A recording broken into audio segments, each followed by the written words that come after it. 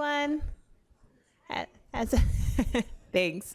As everyone gets is trickling in, I'm just going to get us started so we can stay on schedule today. My name is Melinda Bowen. I'm an attorney here in Salt Lake at the law firm Snow Christensen and Martineau. And I do litigation and white collar criminal defense, and I'm happy to talk with any of you and network. I'm really excited to see all of you here today. I'm also really honored to serve as the co-president of the Utah Center for Legal Inclusion, or UCLI. You'll be hearing a lot about UCLI and obviously a lot about law school as the day goes on, but UCLI is here to serve all of you and to help you on your path towards law school and beyond that. We are excited again to welcome all of you here, and we're going to first hear from Associate Dean Tennille Brown, who I'm going to introduce in just a moment, but I also want to remind you that on the tables outside there are little placards that have QR codes that you can scan to get information and also to take a survey to let us know how we're doing and if you have ideas about how we can do better. And as we go through the sessions, there's also information on the screens up here for submitting questions via Slido if you'd like to participate in that as well.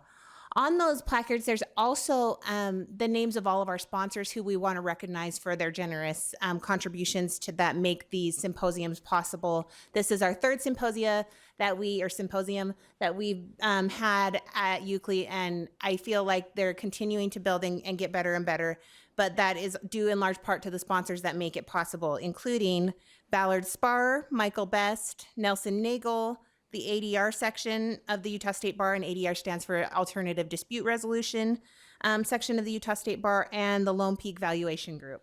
So thank you to those sponsors who really contributed so much to us here today. With that, I'm going to turn the time to Dean Brown and give her a brief introduction.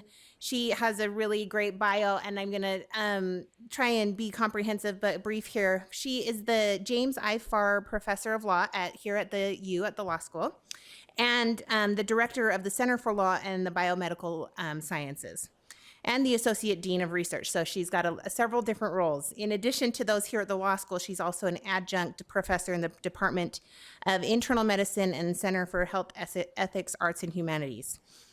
She graduated from University of Michigan Law School and completed 3 postdoctoral fellowships at Stanford, one in the Center for Law and the Biosciences, one on the MacArthur Project for Law and Neuroscience, and one at the Stanford Center for Biomedical Ethics.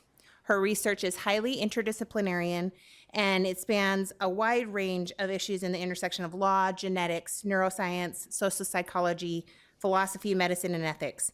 And her work has been highlighted in several outlets, including the New York Times and NPR. She teaches various classes, including torts, evidence law, neuroscience, and others here at the law school. And beyond that, she serves on committees here in our local legal community, including the Executive Committee for the AALS Evidence Section and Utah Supreme Court Advisory Committee on Evidence. She also serves on the Davis County Conviction Integrity Unit and the Utah State Office of Fairness and Accountability Working Group to mitigate jury bias. So we're really excited to have Dean Brown here with us today.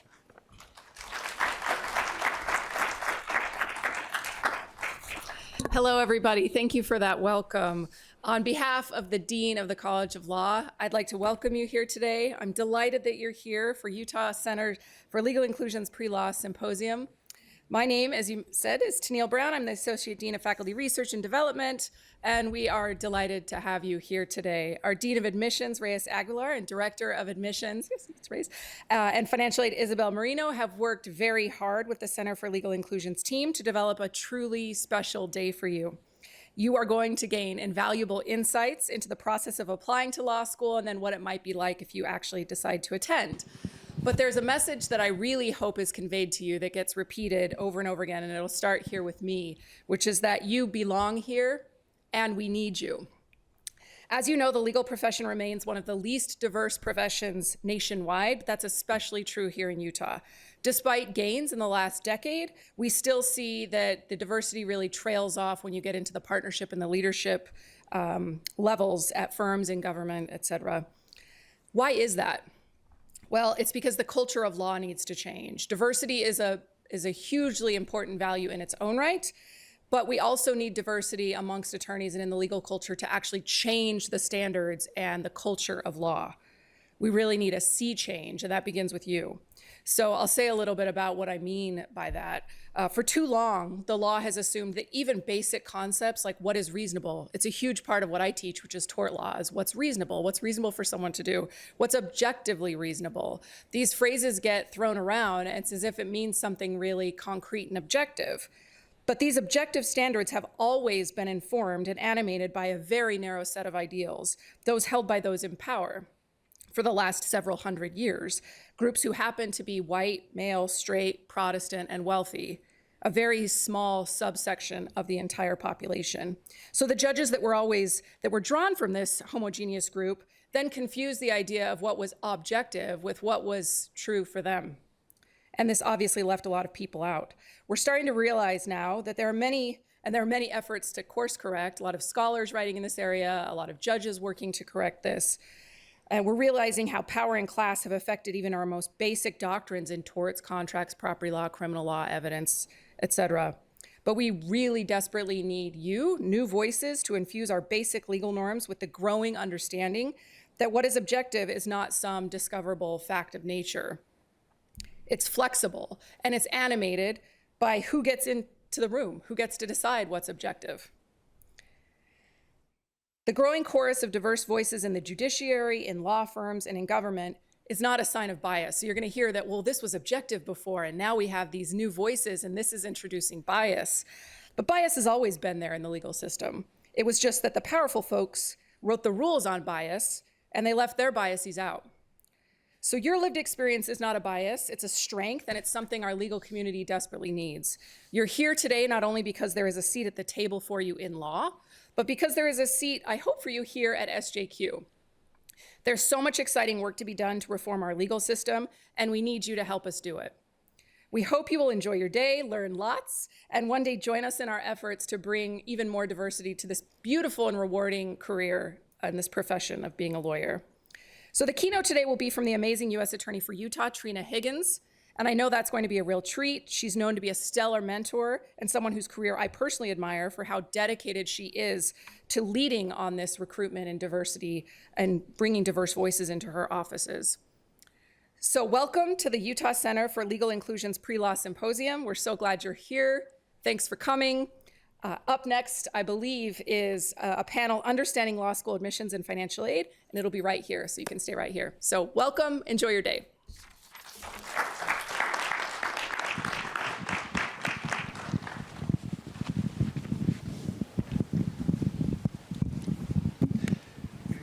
Do you need one of these? I'll just have it for a second. I'll keep it over. Okay, start. Okay.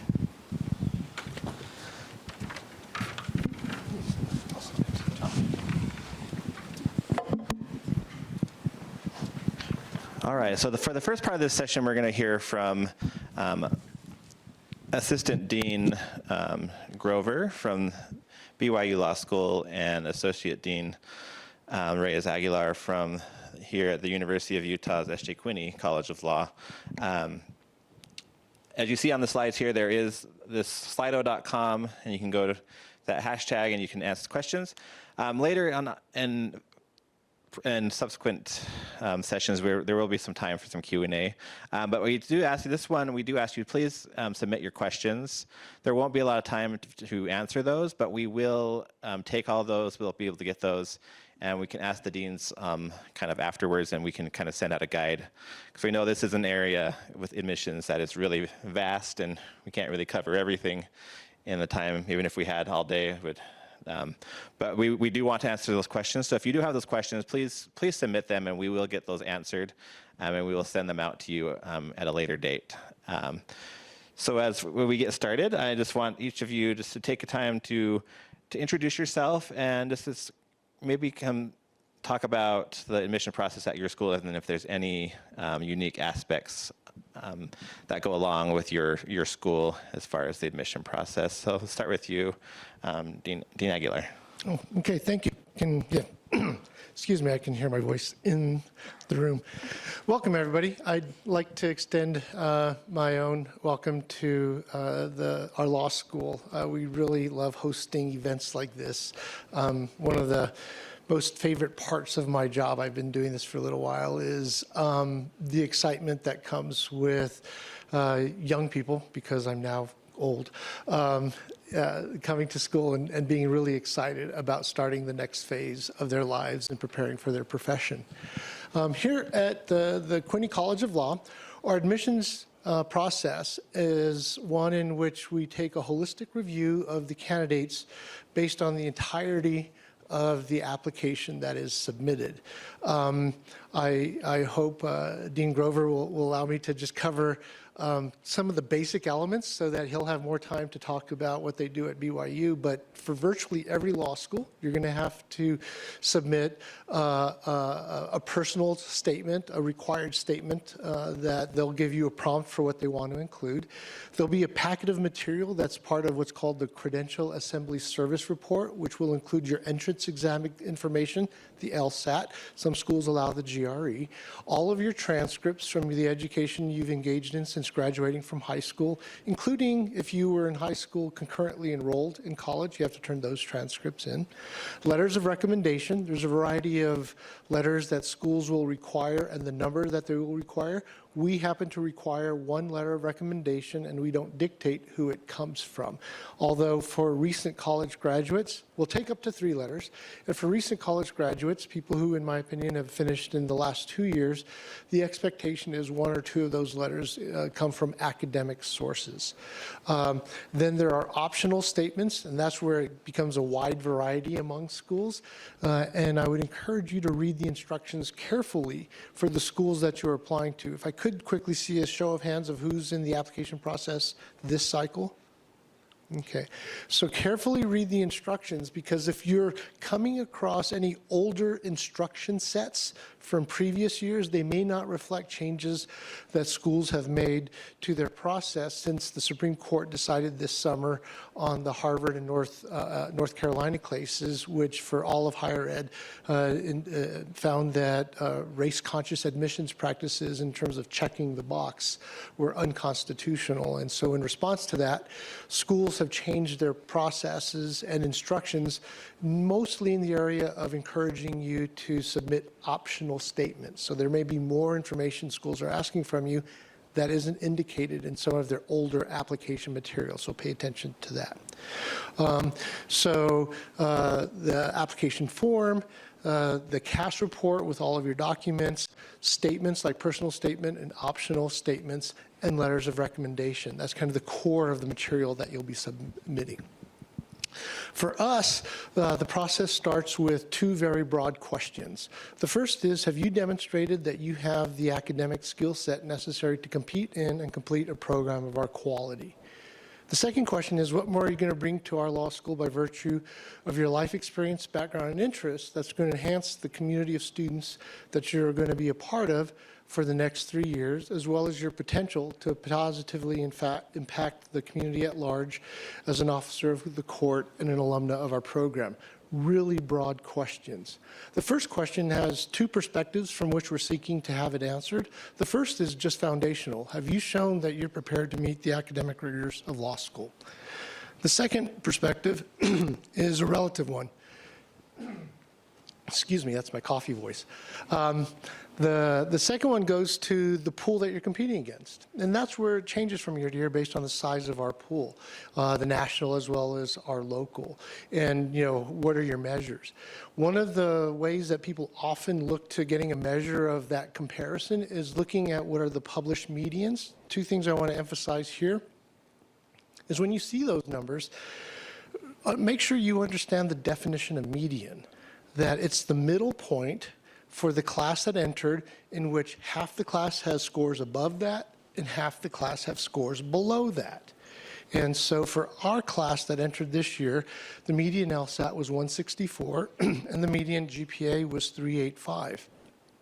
But to indicate the sincerity of, we're looking at everything, and there's a variety of ways that we make a determination on whether or not you've demonstrated that skill set. is the fact that our lowest LSAT for somebody who came to school here is 147, and the highest is 177, and the lowest GPA is 2.88, and the highest is 4.1.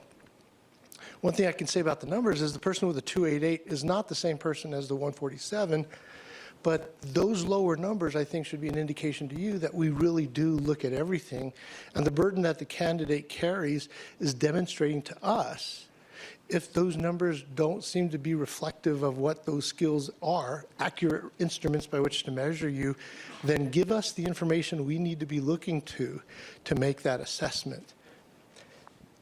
And I think that's enough. Yeah, so my name is Tony Grover. I'm the Assistant Dean of Admissions at BYU Law School. I've been there for about 3 years. I graduated from the law school, practiced in Seattle, Washington, in private practice, and here in Salt Lake at a regional law firm. Like the University of Utah, we employ a holistic review of your application. I will echo everything that Dean Reyes mentioned. As it relates to our review, I think the baseline determination that we make first is whether we feel confident that an applicant will be able to handle the rigors academically of the law school. How is that determination made? Largely through an LSAT score, GRE score, and then your GPA.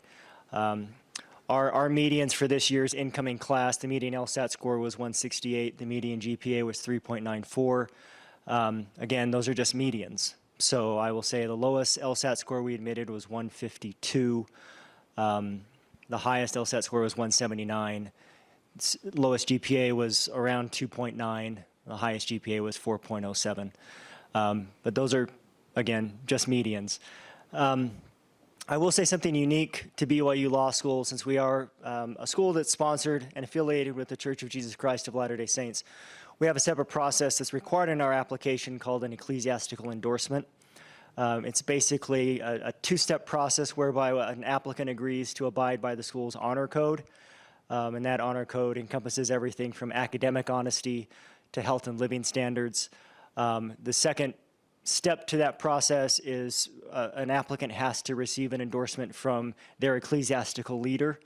So, and if one is not a member of any religion or group, then that can be accomplished through an interview with the university chaplain, a non-denominational chaplain at BYU who can conduct that interview either in person over Zoom or over the phone. So that is something that is unique to our school that is required as part of your application. Everything else, as it relates to the CAS report, LSAT or score, things like that, is all done through LSAC, the Law School Admissions Council, with whom I assume many of you are familiar, and your application is submitted to our school through that mechanism. I just want to make a note on GPAs. We've been getting a lot of questions about that as our median GPA has risen, and I'm glad I wasn't applying to law school at this time, given where that median currently sits. You know, there's a lot of nuance and context in grades. So an LSAT score or GRE score is sort of a score, right? Hopefully everyone that took the LSAT was under the same conditions, or they're having the same questions, subject matter, things of that nature. With GPAs, there's a lot that goes into what makes a GPA. And so we are not merely looking at a GPA and saying, okay, that's it. We're looking at all the classes you took. We're looking at considerations such as, you know, perhaps you're a first-generation college student and you're having to navigate college for the first time without really any frame of reference from family. Maybe you're working your way through school, and you're so in addition to having to be in college and navigate that process, you're also having to work full-time. Maybe you had health issues. Maybe you had a crazy roommate that made things difficult for you. Maybe you were a certain major and then switched majors, and so you had a lower GPA through some of those courses in the previous major you had.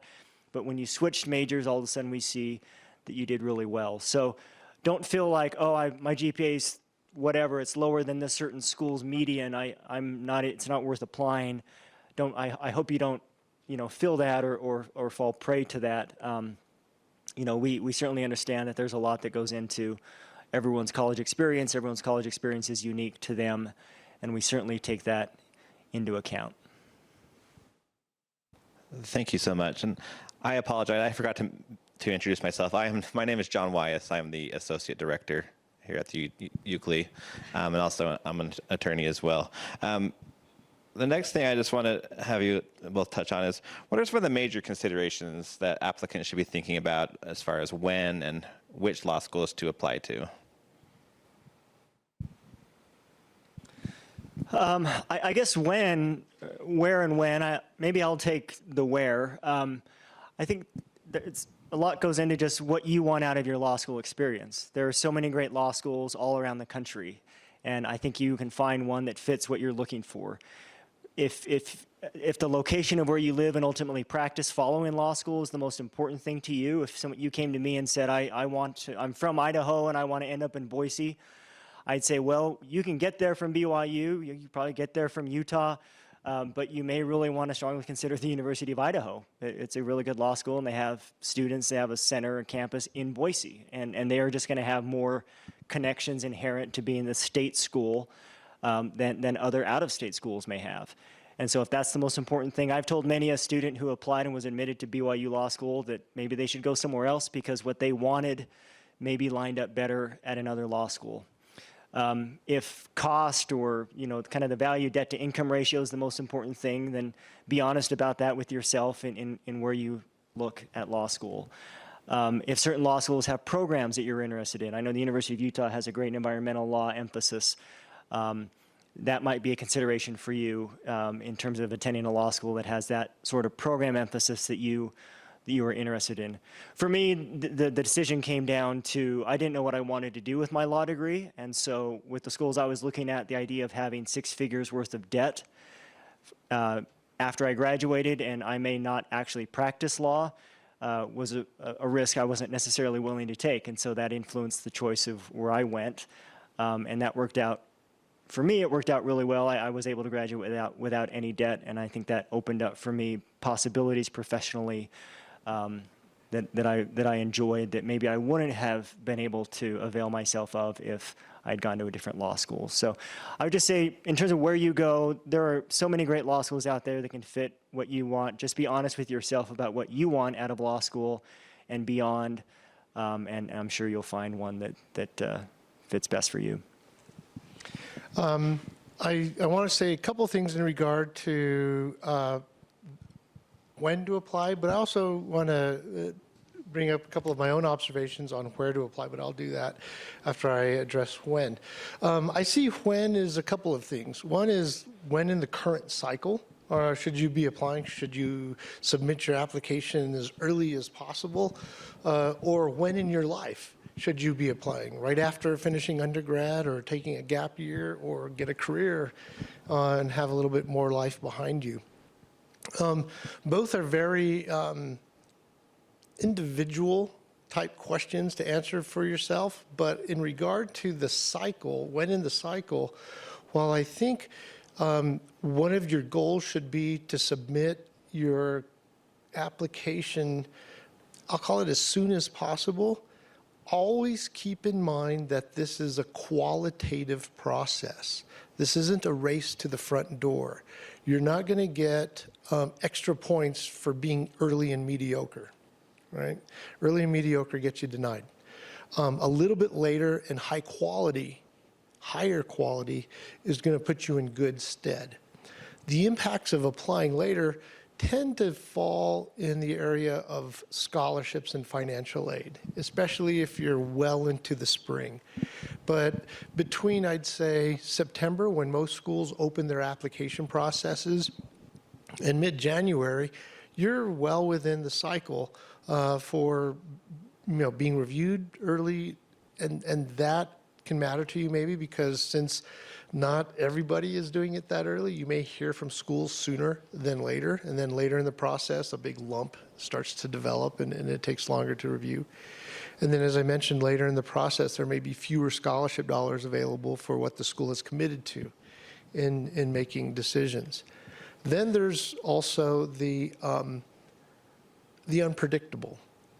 3 years ago, the year after the pandemic, we had an enormous increase in the volume of applications that were unanticipated. So in that cycle, schools were admitting people, then all of a sudden in late January, they're like, holy cow, we still got a lot of files to go through. And so we're going to pump the brakes. And quite frankly, I think that there was candidates who were not admitted because of the timing. That's an example of sometimes there's things in life that you don't have control over and law schools don't have control over that could affect the timing, but just understand that that's one of the realities that exist out there. In regard to when in your life to apply, it's kind of the same, not using the word qualitative, but when will you be ready to do your best? When are you going to be ready to focus on the rigors that are going to be thrown at you in law school? For me, I applied to law school back in the late 80s. So that's back before the phrase gap year actually existed. So I took a gap year without knowing it. But my gap year was related to a couple of things. I worked full-time through undergrad, and it took me going, including summer schools, almost 6 years to finish because I was trying to go as full-time to keep my Pell Grant eligibility, but also working full-time so I could pay my apartment rent and not have a lot of debt. And I just needed a break. I was going on all burners, and I wanted to just kind of take a break. And then also I wanted to save some money for school. So it wasn't the opportunity to kind of backpack through Europe or anything like that. It was being able to just focus on working and saving some money that mattered to me. And it really helped me unexpectedly because I was able to kind of slow down, spend time preparing for the LSAT, not feel rushed in writing my personal statement and showing it around to folks. But for people, you'll know the reason why you may want to hold off going to law school, whether it's taking a break, whether it's you want to see the world because you may feel it's the last opportunity to have that experience. Or you've got a unique opportunity to do Teach for America or Peace Corps or the military or something that you feel is meaningful, maybe longer than just a year or so, but it can give you some unique perspectives on life and, quite frankly, maybe will enhance the application process, not just from the standpoint of getting admitted, but the perspective that you're going to now have on the world. I've never met a candidate who went through something like Teach for America or the Peace Corps or the military or missionary experiences and didn't come back with a very different perspective on why they were wanting to go to law school or how they saw the world. So that's kind of the timeline. In regard to where to go to law school, I have an opinion about some of the advice that is commonly given about, well, think about where you want to live and go to law school in that city or in that state. That advice has been around since before I applied to law school. I got that advice, and I want to tweak that a little bit because, in part, law school success is going to be measured by grades or your demonstrated commitment and success in a particular area of law, perhaps. And if you find what you should be doing in terms of where is seeking out the law schools that are best matched to your learning style. Do you learn better in small classroom or large classrooms? Is the setting for you going to be better for you to perform well if you're in a rural versus an urban area? You don't want distractions. You do want distractions. Do you want to be near family because you have kids and they need and you need their help in supporting or watching the kids, stuff as simple as that, as well as cost.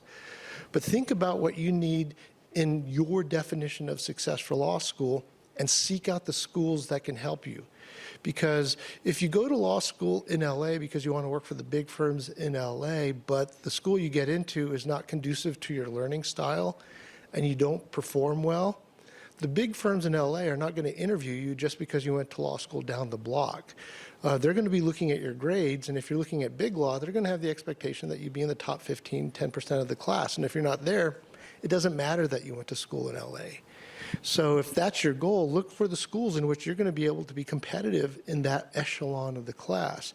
And let that be the driving factor for where you're looking to go to school. And if it happens to be kind of a tiebreaker, then location may make sense. But I always say set yourself up for the success you're seeking by finding the places in which you're going to be able to succeed in the way you define success.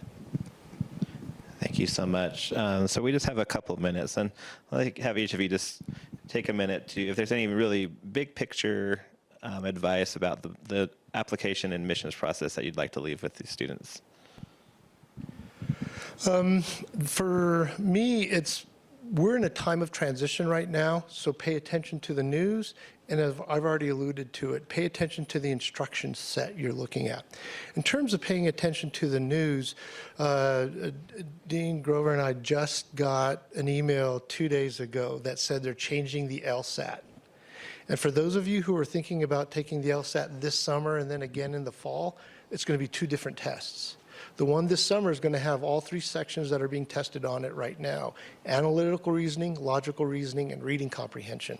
Starting in the fall next year, the test is going to have 2 logical reasoning sections and the reading comprehension. There's reasons for that, but nevertheless, that's going to affect what you prepare for on the test. The other thing is the ABA is considering whether or not to require schools to have entrance exams as part of their admissions process. And so that may affect 3 years from now whether the LSAT or an entrance exam is going to be an option for you. So if you're 2-3 years out from applying, pay attention to the news and stay abreast of what's going on in the cycle, because we're in a time of transition. I would just add on to that. We have, like the University of Utah, an optional essay as part of our application in addition to the required personal statement. That optional essay basically gives our applicants an opportunity to highlight a unique characteristic or trait that they have that they'll bring with them to our law school and our community. We instituted that last year. I think we have about 36% of our applicants actually complete that optional essay. I wish 100% did. If I could give them advice, I'd say everyone should do that, because that really gives you an opportunity to let us know who you are and what you will uniquely bring with you. The less we know about who you are, the more you're inviting us just to rank you and judge you based on 2 numbers, a GPA and a test score. And if you're a 184.0, probably great, you can do that. But for those of us that don't have perfect scores, we want to highlight and show these law schools what we can uniquely contribute and add to that community. So please avail yourself of the opportunity to really present who you are and what you will uniquely add to whatever law school community you seek to join. I wish everyone would do that, and I think that would really help applicants nationwide if they take the opportunity to do that. And like Dean Reyes mentioned, Aguilar mentioned, please pay attention to what's being asked of you. But take every opportunity to let the admissions committees at these schools know who you are as a person outside of just the materials that are submitted.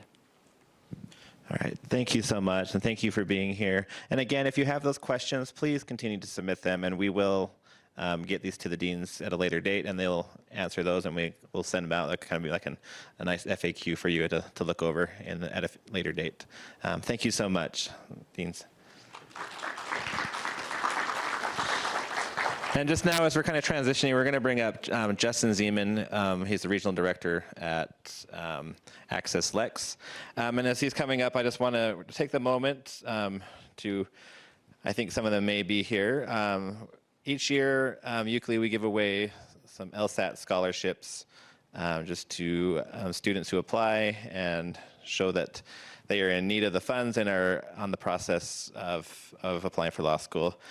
So if they are here, let's have them stand, and we'll just kind of acknowledge them and congratulate them. So it'll be Gabriela Olmos, Victoria Roberts, Kai Ronquillo, and Erica Webb. So congratulations, and good luck on the LSAT study and prep. So, Justin. Wherever you'd like to be. So. Do we have hookup capability?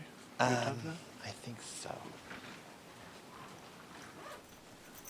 We have a IT back there. For sure.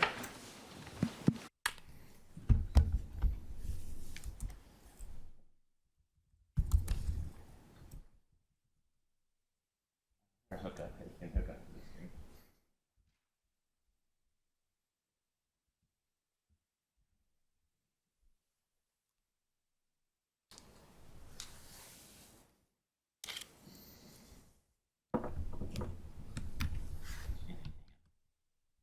should be good.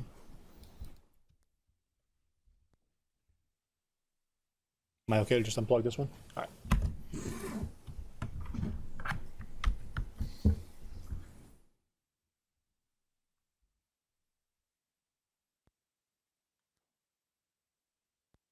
That was easy, right?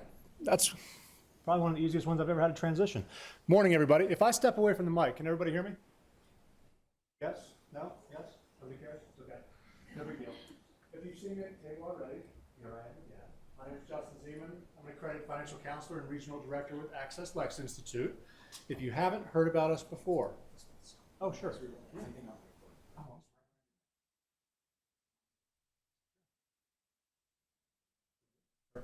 Thanks. Okay, so Access Lex as a whole, just know we're your advocate along the way, right? We are the nation's largest nonprofit completely dedicated toward enhancing and optimizing your experience as aspiring law students, current students, and then legal professionals, right? So we partner with all the ABA accredited schools across the nation to bring you content, all for free, right? Key word in that little spiel is nonprofit. There's no gimmick, there's no shtick. We only have the goal of empowering the next generation of lawyers, right? So you have access to everything through our platform.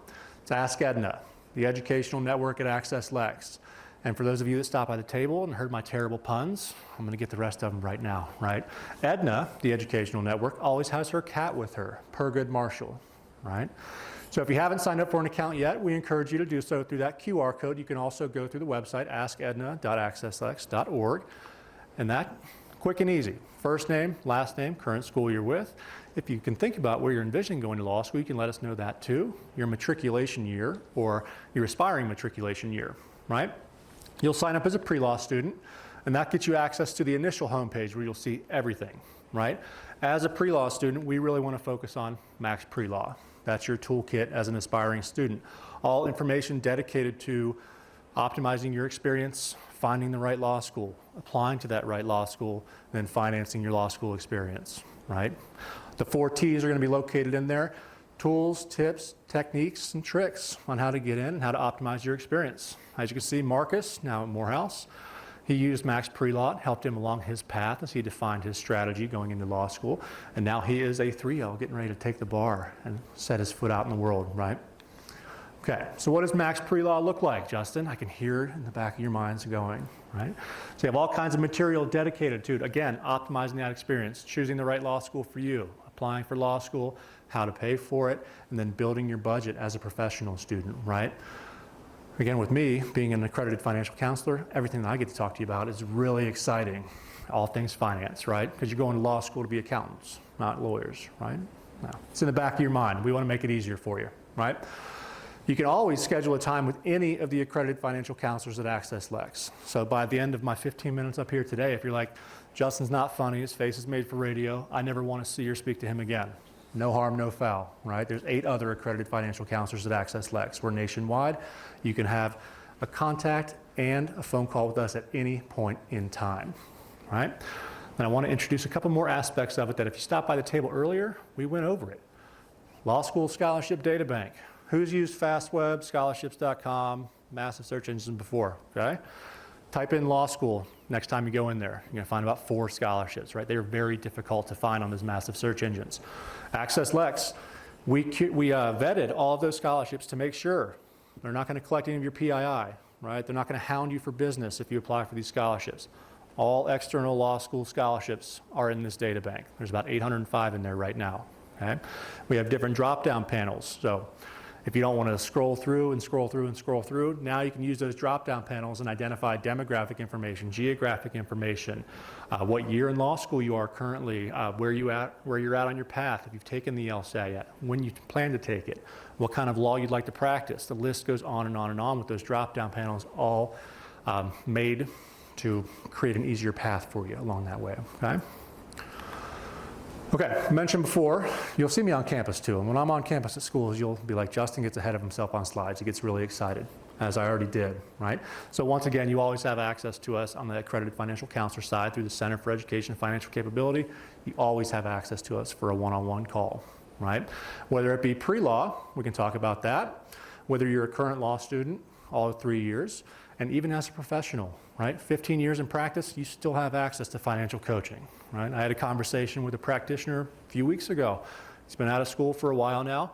He wanted to buy a boat, but he was curious if he could use the equity in his rental home to buy that boat because the interest rate was better. We wanted to talk about it. Everything under that umbrella term of financial education, as you almost saw me went down, everything under that umbrella term of financial education is on the table when you have access to the accredited financial counselors, right? Okay, if you stop by the table, I went through Explore JD. So you heard Dean Aguilar and Dean Grover talk about finding the right law school for you, right? We aim to make that easier as well through Explore JD. So it's going to ask you a series of questions. There's about 20 questions in there, right? Think about things like location. If I get these right, I'm going to be pretty good. Location, cost, experience, what curriculum they have, what they really focus on. Dean Grover mentioned that Dean Aguilar and the U here have a fantastic environmental program, right? If that's for you, you want to identify that as a school that you want to apply to, right? Think about diversity, right? We heard before that the legal education, the legal system as a whole, it's one of the least diverse backgrounds you can have, right? One of the least diverse professions, right? If you want to find a school where the faculty looks like you, your classmates look like you want to be a part of something like that, identify that as a priority, right? And then outcomes. What's the school's first-time bar passage rate look like? Where do the graduates go after passing the bar? What do they practice? If that's important to you, there's questions that you can answer and weight your priorities. Once you weight those priorities, Explore JD is going to put back that list and show you, hey, this school checks off all 10 of your boxes. This school checks off 8, this school checks off 4. And you can start to identify your process that way, which schools you'd like to apply to. All right? Okay, so back to Max Pre-Law. All kinds of modules, events, webinars. Access Lex is huge on webinars. You'll be able to log in to Max Pre-Law and go to live online events. I think they renamed it. I think it's just live events now. We give out about in between 5 and 20 webinars a week, all dedicated toward different aspects of optimizing your experience as an aspiring law student to get into law school, right? All for free, okay? So, I know I got 15 minutes up here, but I do want to leave a little bit of time for question and answer. So if you have any questions about the platform, any questions about Access Lex, please let me know. Happy to chat. So, thank you for your time today. I appreciate it. Enjoy the symposium and great luck on your path, okay? Appreciate it.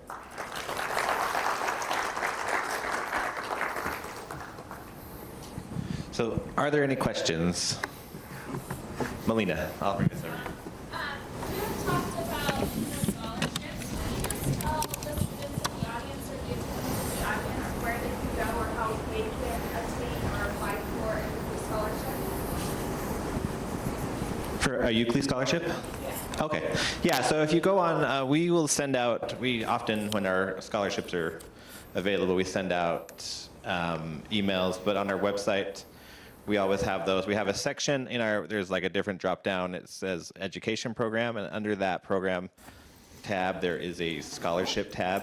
Like I said, we just awarded our LSAT scholarships, but we do have a new pre-law fellowship that will be launching next year, which will be a more involved program that will have the LSAT component in it, but also some mentoring and some group dynamic to help those. It's open to 10 students from across the state. So that will be open next, like I said, the application deadline is the end of January 2024. There's also a paper out there on the table with a QR code. The application is open now, but it's open until January 31st. And again, there's no penalty for if you want to apply at the last minute. That's fine. We consider all of them that come in on time. But any questions for Justin before we wrap up? And I would say I would take advantage of his program. It's incredible. It wasn't available when I went to law school, but I wish it was. So that's great. So thank you, Justin. Yeah, so appreciate it. Thanks, everybody.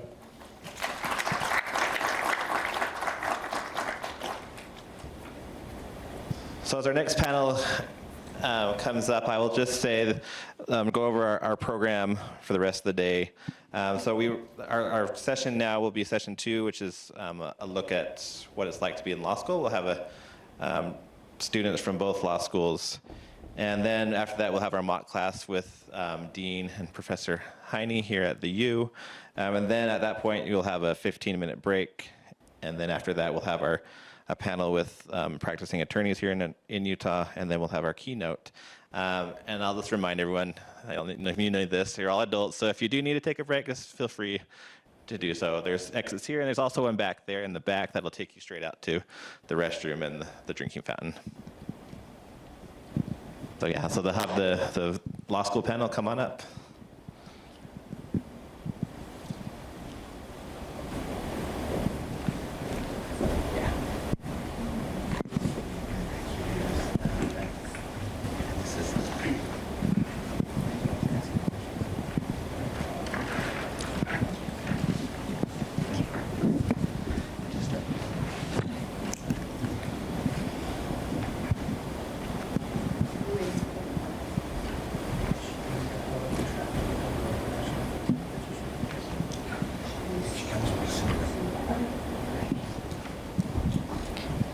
So my name's Gabriela Mena. I'm an attorney here in Utah, and I was a student at the University of Utah.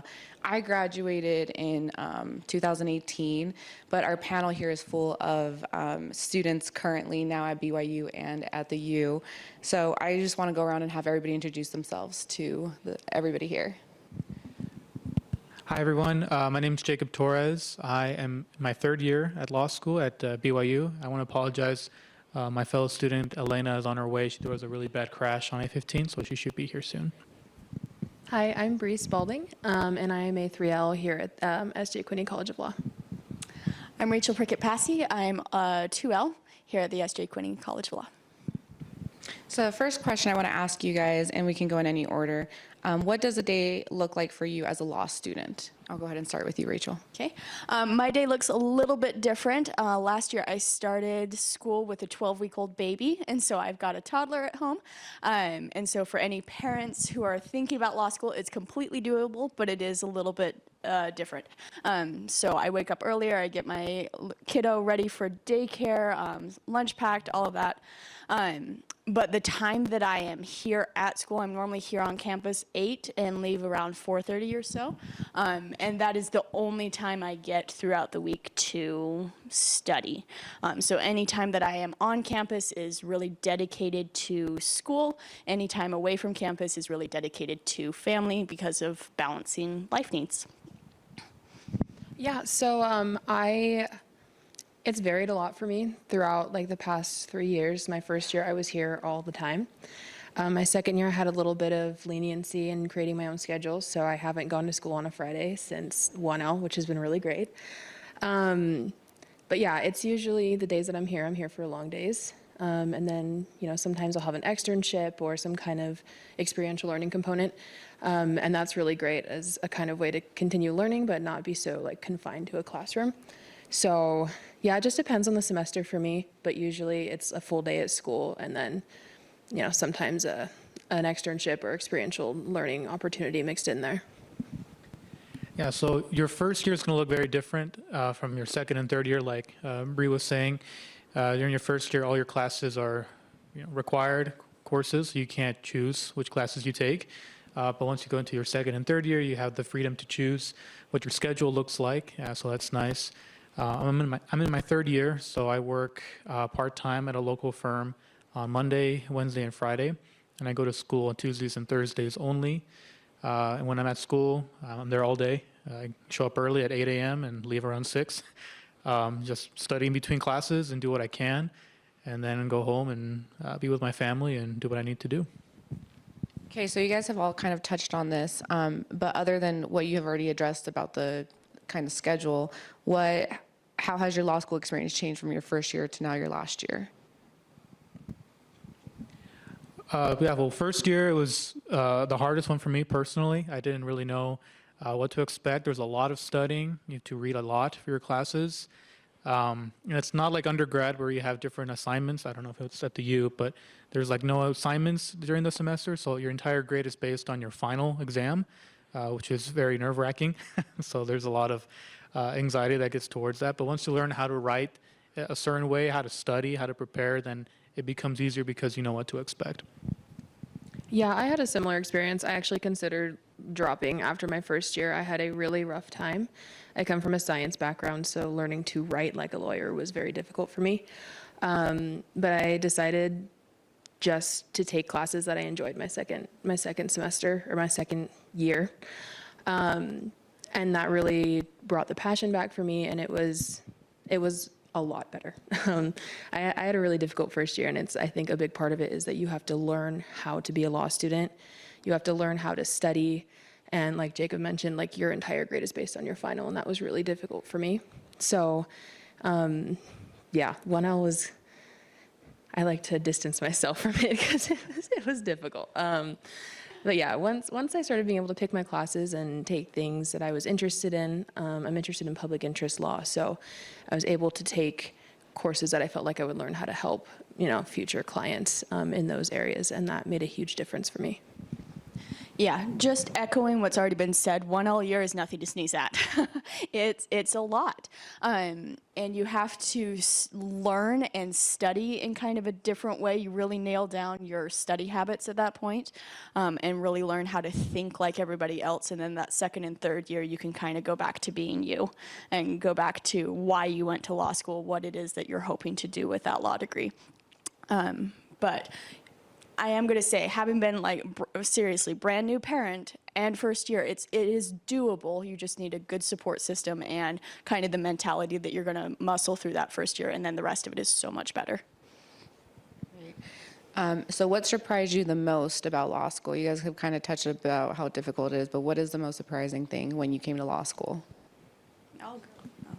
Okay, yeah, I expected it to be really hard. So I don't think that I was really super surprised that it was incredibly difficult.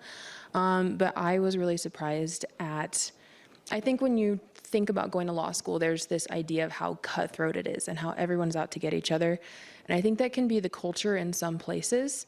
But at least here at the U, that wasn't really the case. It's kind of created to be competitive. You're kind of pitted against each other. With the curve and rankings and stuff. But I've found that, with my classmates, everyone's just trying to get through it together. So I think that there's a lot of like rhetoric about how awful it is and everyone hates each other. And that's just not really the case in my experience. And that's what I was really surprised about. So my class was pretty cutthroat, but I think it's important to remember that while it is competitive, no one is competing for your exact job. No one can bring to law what you can, and so they're not going to be looking to do exactly the same things, be interested in the same programs or the same classes or the same end goal as what you are. And so to hold on to the kind of that individuality, because it's competitive but not for exactly the role that you will fill into law. I'll also say going into law school, you've got to take it a little bit more, I don't want to say seriously, because everyone there is brilliant. All of you are very, very intelligent people. And so going into undergrad, I could easily balance a job, sometimes a part-time job as well, and my studies. The suggested preparation for class was just that, a suggestion. You could get by without studying necessarily before the tests and all of that. Not the case in law school. Everyone here is brilliant. They frame the curriculum with that expectation, and so you do have to really allot the time to study and make sure that you're on top of your academic skills. Yeah, so my experience has been pretty similar at BYU. It is very competitive, but my classmates were very supportive, very kind. We would create study groups. And what surprised me the most is just how much you actually have to study, because like undergrad, you can kind of, don't have to study as hard in some classes, but in law school, it's very difficult. You have to really study the material. You have to analyze it and be able to explain it well in writing when you're in the exam. So I think just the level of studying and preparation was unexpected for me. But once you figure it out, you'll do a lot better. Oh, I had one other thought with that. Because you are studying so hard, it's really important to go ahead and set up habits of taking care of yourself, exercising well, eating well, because this is more of an endurance thing instead of a sprint for just finals. You can survive anything and eat Cheetos all day long for 2 weeks for finals. No, this is something that's going to be the full year long. And so making sure to set up those habits of self-care and boundaries and whether you will work on weekends, whether you won't work on weekends, that's something you need to start developing because it'll just kind of set the trajectory for the rest of your law school. Is that fair to say? Well, you just touched on the next question. So what activities beyond classes have you found most beneficial? And I think you're touching on that it's important to do something outside of law school. So what would you say would be the most helpful for you guys? So I joined some intramural sports teams at the law school. My first year I was on the soccer team, which was a lot of fun. I got together with my classmates and played soccer. I also enjoyed playing pickleball, so I would get together with my friends on Saturdays or in the evenings just to de-stress and get away from everything. Or with my wife, we'll just go hiking or go do a fun activity. So it's nice to stay grounded and take a step away from the law when you can. Yeah, similarly, my first year didn't have a ton of hobbies. School had pretty much dominated my life in undergrad. It was like school and friends. That was my whole life in undergrad. And it's a little bit different in law school. And so I kind of had to develop hobbies. So this is super dorky, but I played D&D twice a week. And I took a class on foraging, like outside wild food hippie foraging. And I do that sometimes. Any of those mushrooms or what? Don't tell the bar. No, I'm just kidding. No, I don't think there's any of those mushrooms in Utah. Those are mostly in tropical places. But yeah, you find, you got to find little things that you can enjoy that, aren't going to be huge time suckers, but just that you can, find a way to find joy in what is going to be a really wonderful, but a really difficult 3 years.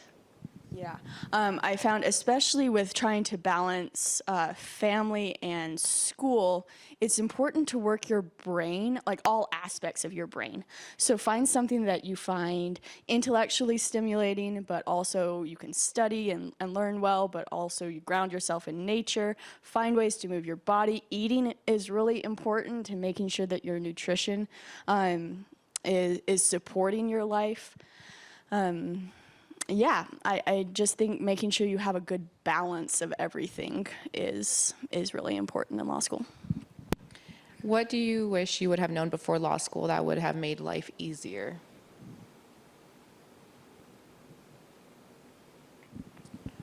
I think a big thing for me is trusting myself. Going into law school, you're kind of told that there's a certain way to do things, a certain way to study, a way to outline, a certain timeline that you're supposed to adhere to. It's very much, not even by school administrators, just in general, when people talk about law school, it's very kind of put you in a box and you're supposed to do things a certain way. And that's kind of what I tried to do my first year. And, I think had I known to trust myself and trust the way that I know how to do things, obviously there's advice that you should take, but you also know yourself better than anyone else, and you know the way that you study better than anyone else. And, if you have gotten here, you are smart enough, able enough, you are capable of being here, and you should trust yourself and take advice, but ultimately, don't take it as this is absolute truth and this is what you have to do.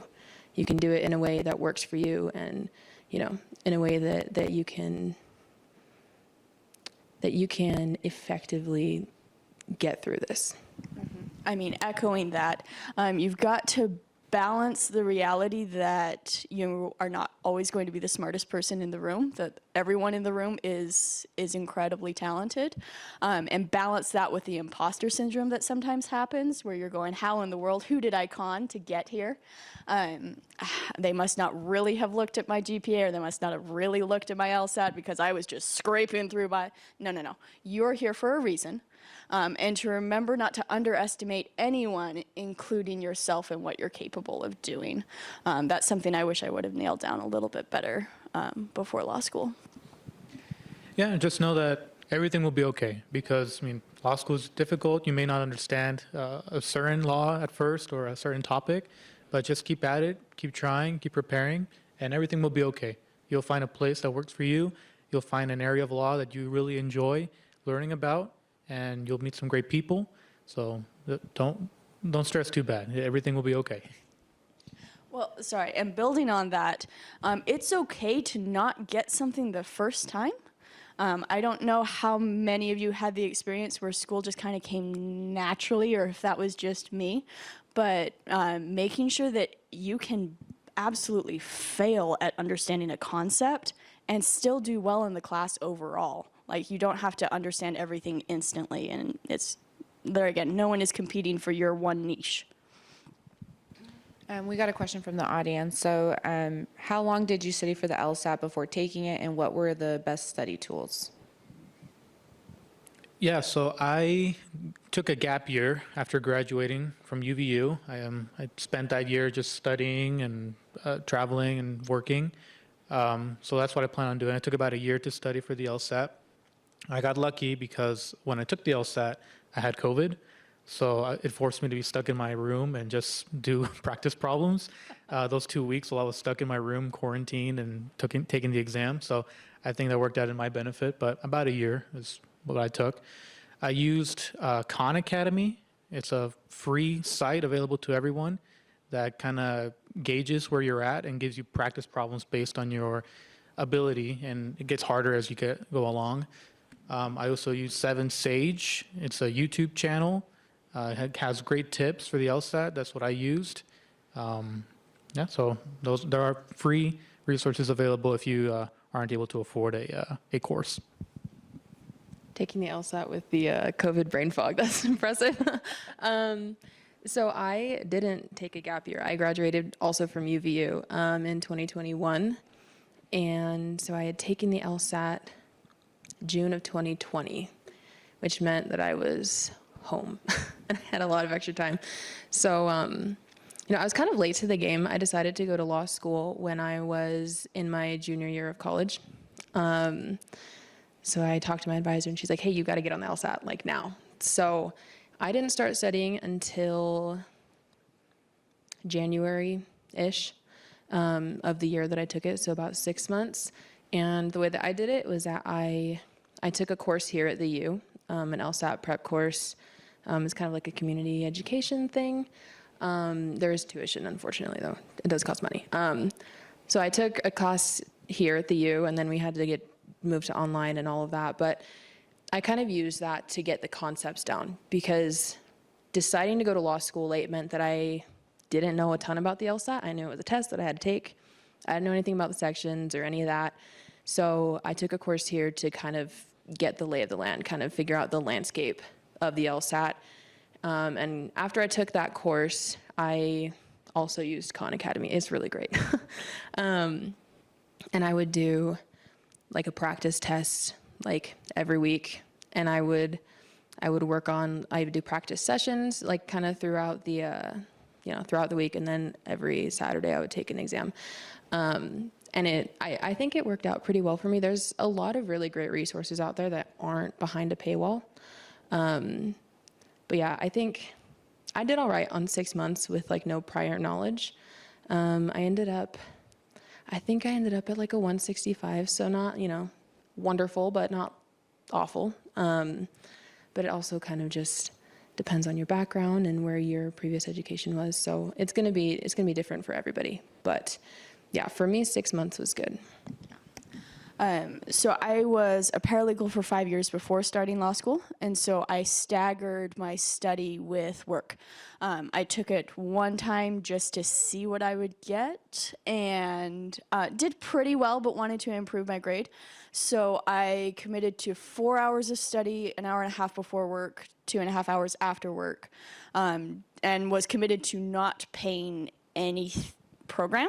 I didn't want to do that. I think I actually ended up paying more just in the practice booklets that you can get off of Amazon, and then looking at the YouTube pages. But it was 4 hours of study, 5 days a week for 4 months, and it dramatically improved my score. So that's how I studied. Next question we have, I think just one of you guys could answer this one. Can you tell us more about the writing and papers you do in law school? Whoever wants to take on that. The writing and Yeah, what? the writing and papers that you do in law school. Oh, yeah. I don't know if I'm the best person to take this question because I struggled with writing, but it's very formulaic. And coming from a science background, science kind of proves itself and you just write it out. And that's not the case with the law. So it's easy once you figure it out. There's a formula, there's a way that you're supposed to do it. But kind of learning that formula for me was what was difficult, and kind of learning how to show your reader what you're trying to say instead of throwing a graph on the page, because that's kind of what I was used to. But yeah, it's me saying that I struggled with it makes it sound harder than it is. I just had a hard time with it. But once you figure out the formula and the way that you are expected to write, the kind of the expectations in the legal field, it's not that hard. And this is a question for everybody. When you were looking for internships or externships, was it difficult, and what tips do you have? Utilize the resources that your university has. I can't speak for BYU, but here at the U, we have an excellent program of people who are committed to finding you whatever opportunity it is that you want to have. Whether that's a judicial externship, whether that's a clerkship after law school, whether that is just an internship, they will work really hard to find you places to intern and get that experience. There are also a lot of networking opportunities that you have in and amongst your classes.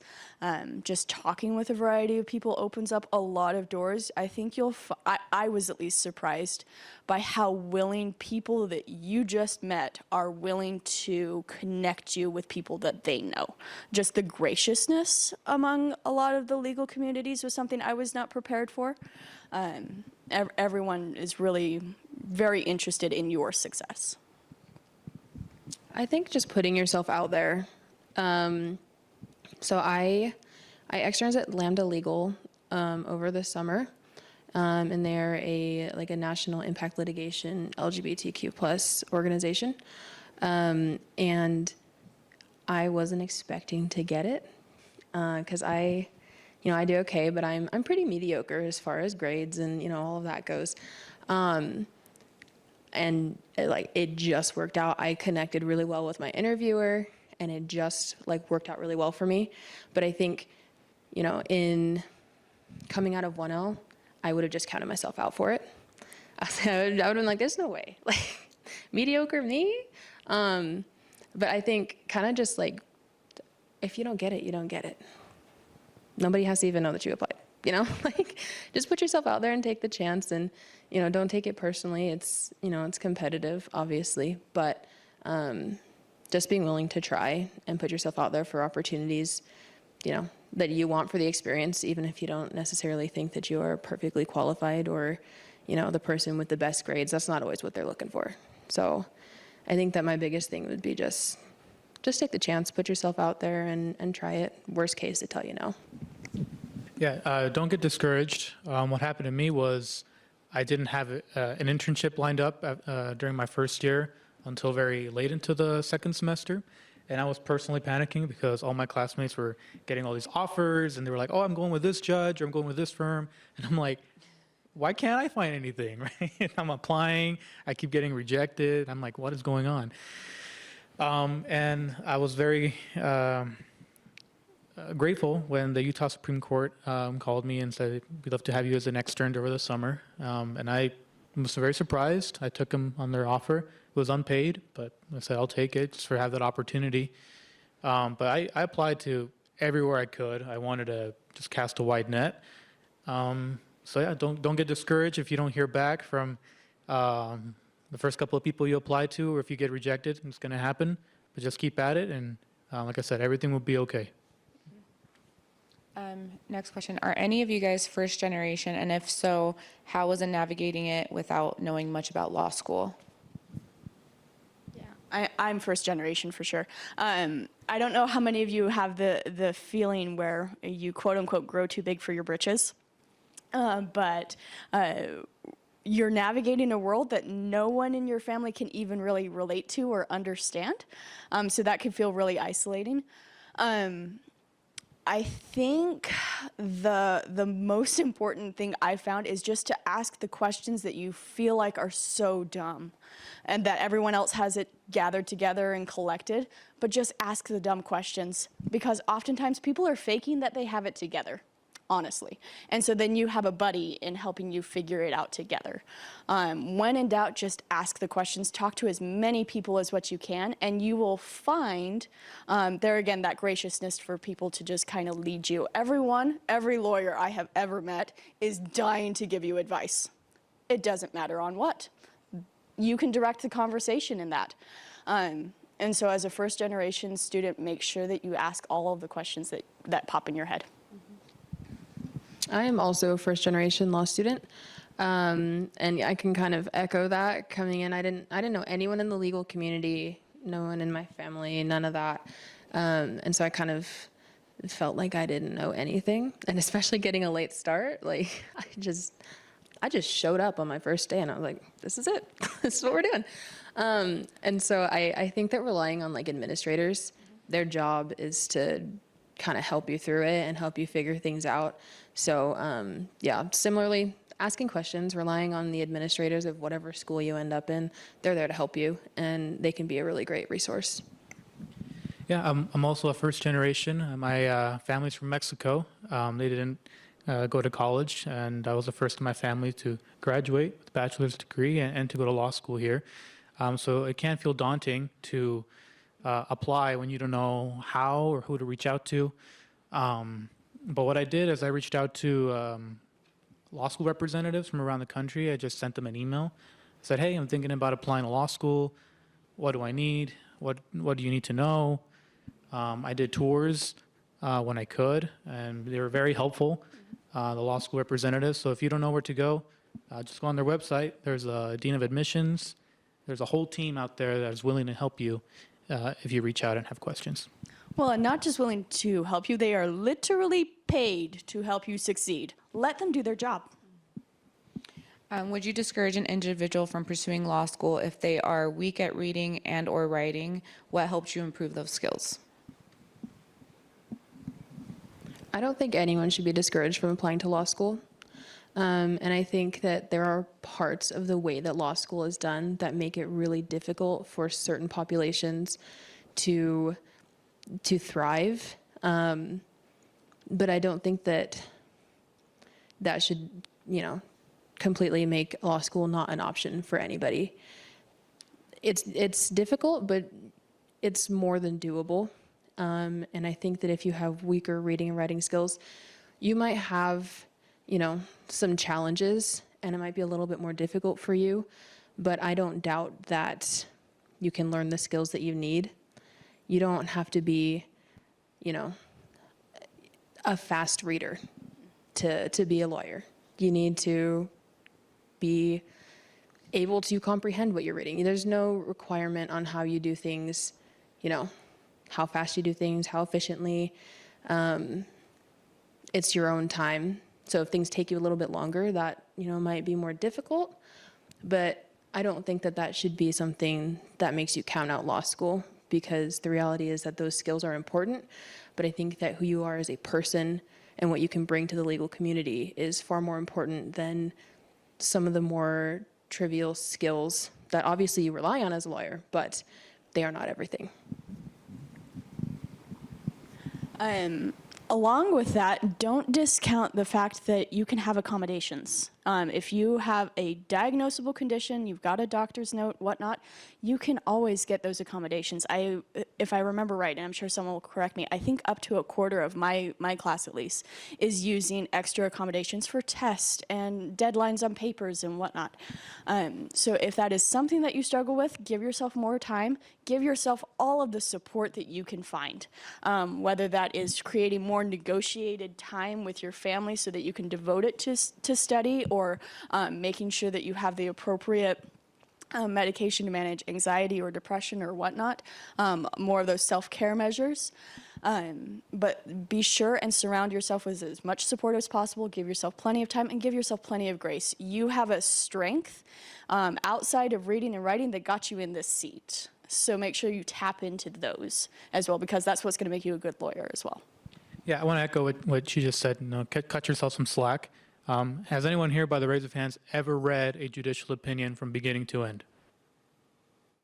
I see one hand, a couple hands. Odds are you've probably never done it in your life before. They're dense, they're heavy. I personally have to read them like 2 or 3 times, depending on the case, to even understand what's going on here. So cut yourself some slack, take your time. You know yourself best. If you need extra time to read a case, if you need to have it in audiobook or format, I have friends that were listening to cases like through podcast styles on their way to the school and during their commute. That also helped them out. There are many resources available to help you succeed. So if reading and writing isn't an inherent strength, don't worry about it. You can work on it, you know yourself best, and you can succeed in your own way. So I'm going to ask our fourth panelist to introduce herself and just kind of tell us a little bit about what a day looks like for you as a law student. All right. Is it working? I don't think it's on. Is it working now? Yeah. Fantastic. Apologies for being late. There was a crash on the 15. Traffic was at a dead standstill. Not a fun time. But I'm happy to be here with you all. My name is Elena Guanuna. I'm from San Diego, California. Did my undergrad at UC San Diego in neuroscience because I thought I was going to go to med school. And then I had some important conversations with people and decided law school was for me. But yes, I'm at BYU Law School. I am specializing in cybersecurity and data privacy law. It's a new area, so it's been really exciting to kind of be on the forefront of developments in that area. And then the question was? A day in life as a law student. All right. A day in the life as a law student. It has changed for me substantially from when I was a 1L. I'm a 3L now. And I'll describe my typical day now. It's kind of PC. Like there's a lot of different things I'm involved in. And so my 1L year, I wouldn't have been good at that. My 1L year, I wanted like one task at a time, and that's it. But my experience has been when you go further along in law school, there's more to focus on because you become more nuanced in your understanding of the law. So you get involved in a lot more different activities. So I wake up around 6:37. Not 6:37, but like 6:30 or 7. I work for a firm based in London right now, part-time, and so I take really early morning calls from them. So wake up, just barely get ready really quickly, and then get on a call, a few calls with them, and then I head to class. I usually have like 3 or 4 classes in a day. Tuesdays and Thursdays are my heavy days. Mondays, Wednesdays, Fridays not. I don't know how U of U law school is, but BYU usually, the further along you get in your years, the less you're in the building on Mondays and Fridays, and it's nice. And then, I'll usually go back home, make lunch, go back, sit through class, take notes. After class, I'll do some more work. I help lecture an undergraduate class in the engineering department on campus, and so I go run over and do that sometimes. And then I usually head home, go to the gym to kind of clear my mind, and then go back home and either finish up readings or do some more work. And then I make dinner and watch a show or do something like go on a walk to, clear it out. So that's a typical day for me. I don't know if we have time for some more questions. I have a lot of questions still being submitted. 9 minutes? Okay. Okay, so I'll ask this to everybody. How did you learn to be a law student and learn to write and or read like a law student? What resources or support did you find your first year? So I'll take this one. So first year, I had crippling postpartum depression. I lost who I was. I didn't identify with how I studied or thought before. So I had to kind of invent myself and my study skills from the ground up. And so I found using resources like any of your Lexis or Westlaw, they'll give you access to these legal databases. They have study tips. YouTube has study tips. Anyone that you network is going to have study tips. And just really listening to all of that, I found that if I just, I read books on how to read, books on how to study. Lawyers have written books on how to write, how to read like lawyers, how to dissect opinions. And so I would take a few extra minutes, read those, and then immediately apply them to what I was studying that way. And so as you get more used to it, it kind of feels like a second skin almost, and it does get better, absolutely. Anybody else want to add to that? Yeah, I just kind of want to reiterate what I was talking about before on trusting yourself. You know, there are a lot of resources out there and they're really, really helpful. But I think, you know, if you are in law school, you are already brilliant. Yeah. You know how to study. And I think kind of relying on, here at the U, we have a mentorship program with the Women's Law Caucus. And that was really helpful for me to kind of have you know, a one-on-one person that I could talk to about those kinds of things. I also relied on my legal writing TA, and he was able to kind of coach me through how to write, because I kind of had to dump everything that I learned in my science degree. So, yeah, I think trust yourself always, but there are people who are more than willing to help, who want to help you, and I think that relying on them has been really wonderful for me. Does anybody else want to add anything? Yeah, I'll just add something really quick. My advice, the best way I can say it in a short way is like, don't forget who you are. And I don't mean this is like, who are you? I mean, from your undergrad, you had good habits. You had good study habits. That's why you decided to apply to a professional school. Those study habits will still continue to help you. It will be, in my experience, it was a very different type of studying because I did a science undergraduate degree and, you know, law school was all of a sudden all this writing. There was no yes or no clear answer. It was not clear cut. It blew my mind, you know, the first time at the end of my first stream of finals that it didn't matter if I came to the conclusion yes and my fellow classmate came to the conclusion no. The conclusion did not matter as much as the analysis. And so that kind of blew my mind. I was like, whoa, I had to switch up kind of my study game, but the strengths that I had before, now as I kind of matured into, this is how I approach my style of approaching law school, my strengths now have started to shine through again. But in 1L year, like one of you said, it was, you know, kind of, you're taken aback because you're like, whoa, everything I used to be good at doesn't matter here. That's not true.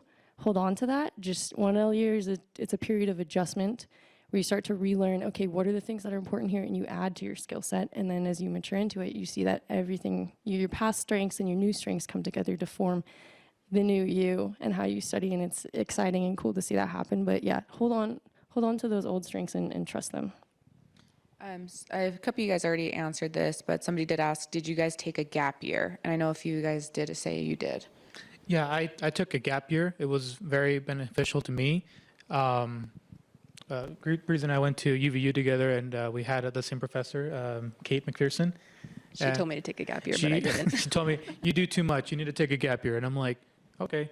So I just spent the year traveling and working and studying. And you know what? It was great for my mental health. I didn't have to study for a year. Well, I studied for the LSAT, but I didn't have to study for school. It was fantastic. So if that's something you're interested in, no shame in doing it. There's also no shame in going straight into law school. So you do what's best for you. Anybody else want to answer that? I also took kind of a gap year. It was a service mission for my church, and it was a good call, honestly, and not just like, the mission was a good call. It was a good call to take a step back from school, because like Jacob said, I had a similar experience where people were telling me, you're going like 100 miles an hour, and I'm like, I know, that's what I was made for. And a lot of you probably feel that same way, and that's great. Burnout is a real thing. And taking that gap where I was focusing on something completely different from school, doing what I wanted to do was really beneficial. I think I would have burned out after my 1L year if I did not take a step back from academics for a while. So, Do you guys want to respond? I know you guys answered it already. Okay. That kind of touches a little bit on what somebody asked. How do you prevent overwhelm, spiraling, burnout, et cetera, from the intensity of law school? I think taking care of your mental health is a big thing. My first year, I think part of why it was so tough for me is that I had a ton of undiagnosed mental health problems. Undiagnosed, unmedicated, I was just kind of going at it and upset at the world because things were difficult for me. So I think, at least for me, the spiraling and, some of the crazy thoughts, and a lot of that came from not having my mental health in a place where I could go and do a very difficult thing. So kind of during my first year, I was trying different meds, seeing what worked for me, and I think that made it a little bit tougher. But so like if any of you are kind of in that same situation, I would suggest kind of trying to address that ahead of time, because it can make it a little bit more difficult, to do it while you're also trying to navigate this brand new scary thing. But yeah, just kind of getting your mental health in check, really important. And I think I've recently started this mindfulness practice. We have a course here taught by one of the professors here. He's a mindfulness Zen guy. But I started taking his class, and it's made a huge difference for me, and we're only halfway through the semester, so that's kind of new for me, but the mindfulness thing has made a big difference for me as well. Something that I found really helpful, and this may just be particularized to me, but is taking my calendar and looking at everything I need to do and scheduling a spot for it. Every the balance act that I run as a mom, a wife, a student, an employee, all of the extracurriculars, finding time for health and fitness. And if I schedule that spot, that's assigned so that I can focus 100% of my attention on that one thing, knowing that everything else is accounted for and scheduled for. I heard once that if you're really struggling with anxiety, plan something, anything, it doesn't matter what. But that sense of control over your schedule is going to be what kind of gives you the peace of mind to do everything that you're doing with as much attention and competence as what you can. That's something that I've found to be really helpful. Do you guys want to add anything? Yeah, I will second that on the calendar. I make extensive use of Google Calendars. This is not an endorsement for Google, but it also kind of is, because that is fantastic. But I'm sure Apple has something they do have something comparable. But that, and yeah, dedicating time for each class. I think at the beginning of the semester, when you go through and you're like looking through the syllabi of each class, that is key, because a lot of professors will put like a map of the entire course there. And it takes a little bit of discipline, but on the first Sunday or Saturday of the first week, I'll go and print out my syllabi, or actually I don't print them out, that was a lie. I just have them on my computer. And then I transfer all the important dates and everything into my calendar. So you're like, and again, this is undergrad skills, like you guys probably already do this, but that really helps. It also helps with your outlining of the law as you're going through the class. Well, if you look at the syllabi, it kind of shows you, this is the map of what we're going to be learning, and you can kind of infer, okay, so these are the days that are going to be heavy, these are the days that are going to be lighter, these are days that I could read ahead a little bit here. Like all that stuff really helps to do it from the beginning instead of being lost in the middle. So that's all the time we have today with these law students. I'm going to volunteer their time because you guys had a lot more questions that we weren't able to get to. So just find them and ask them those questions yourself. If you guys have if we have a little bit of a break, or if you run into them, but don't be afraid to ask law students, attorneys, anything you guys have questions for. You guys had a lot of great questions on here. Ask those questions to anybody. And if you see them, go ahead and ask them yourselves as well. Thank you guys for having us.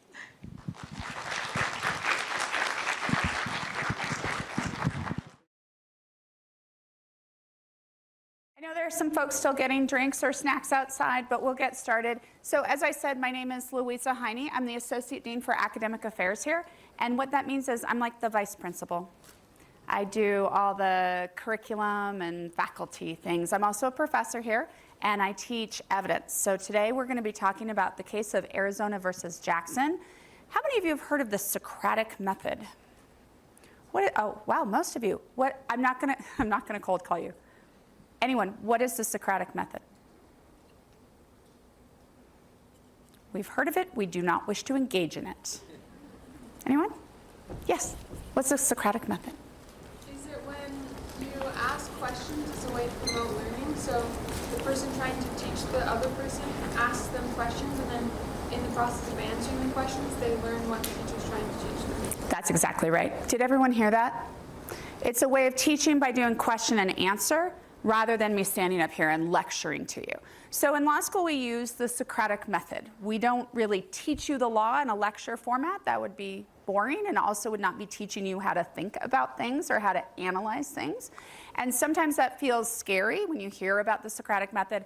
We're not going to do the Socratic method, particularly given our topic today. I'm not going to cold call anyone, but I would love to have participants, because otherwise you do have to listen to me for half an hour, and that's dull. All right, we're going to talk about this case, Arizona versus Jackson. There we go. Okay. We use something called the case method. I keep referring to a case. What's a case?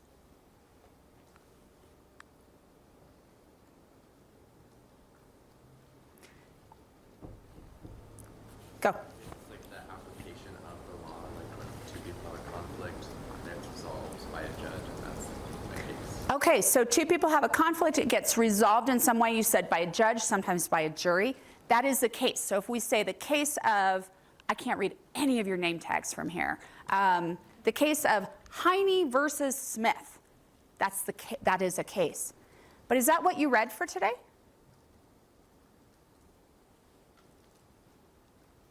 No. Not really. What did you read for today then? The opinions from the Supreme Court justices on their decision. Okay, so when we think about, I'm very proud of myself. I drew that this morning. When we think about what's happening, when we say a case, Heine versus Smith, we're thinking about what's happening at the trial court, what you see on Law and Order, except everything you see on Law and Order is wrong, and it'll probably get you disbarred, just so you know. But when you watch like a movie where there are courtroom scenes, that's happening at the bottom at the trial court level. But sometimes one or both parties say, hey, trial court, you made some mistakes. And we would like a higher authority to fix that mistake. So where do you go? You go up to a court of appeals. And the court of appeals writes out their opinion. So if we say, read the case, what we are meaning is read the opinion from the court of appeals addressing a mistake that one of the parties says was made. So when we're thinking about Arizona versus Jackson, our case here is about two different things. One is criminal procedure, how trials get run, and the other is discovery. What does discovery mean? Yes? The process of disclosing evidence. To whom? To the other side, exactly. So we're exchanging evidence. I tell you what I'm going to use to prove my case. You tell me what you're going to use to prove your case. And the idea is we don't want to sandbag the other side in court. It damages the truth-telling, the fact-finding process. So we exchange information ahead of time. So this case that you read is about folks at the trial court level saying, hey, trial court, you made a mistake. And we're going to go and ask for some help from the state court of appeals. And what are the mistakes? We think you made a mistake when you're thinking about criminal procedure and discovery. Okay, this case I know has a very sensitive subject matter in it. I'm going to give you the facts in 2 sentences, and then we're going to talk about the evidence so that we're a little bit more clinical about it. So this is a case involving a child named David. He was at actually one of those, like an evangelical church in a strip mall in Tucson. I don't know if you can imagine that, right? Like folding chairs. And he's 10, and he's antsy, and he's bored, and he sneaks out. And in the parking lot, and it's a massive parking lot in this strip mall, there's a carnival. Anybody ever been to one of those like traveling carnivals where you think the bolts can't possibly be properly tightened on all of these things, right? So he sneaks out. Someone offers him $5 to help move something. He gets in the car. He's kidnapped. He's sexually assaulted. He's returned to the carnival. He's safely returned to his family. So this is a case about what happened once we were dealing with the trial court. Okay, we already talked about what is discovery. So what's the discovery issue here? Let's talk about the evidence. I told you up on the slide, it's about what happens when the prosecution fails to properly preserve evidence that might have helped the defense. Anybody know what the word for that is? Evidence that shows someone is not actually guilty of a crime? Yes? Exculpatory, exactly right. Potentially exculpatory evidence. Let's think about what that was. So when they went to trial, the prosecution had some facts on their side. And what were those facts? David was really good at paying attention. Like, this is a 10-year-old kid, and he is so good at paying attention. And he helped the prosecutors put together a sketch, like an artist sketch, of the person who assaulted him. And he said this person was a black man, medium build, with one bad eye. And he said it reminded him of a cat in their neighborhood who was blind in one eye, and he described that. So this was the artist sketch that they put together, and the artist blanked out one of the eyes because of that. And here's Jackson's mugshot. Now, why did they put tape over his eye? Anyone? In the picture. Yes?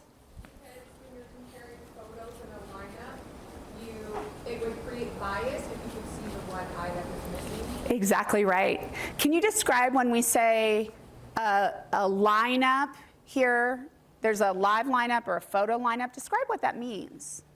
So with a photo lineup, if you have so you want to identify the correct person. Correct, yeah. Compare it to pictures of other people to make sure that the person that it actually is chosen correctly.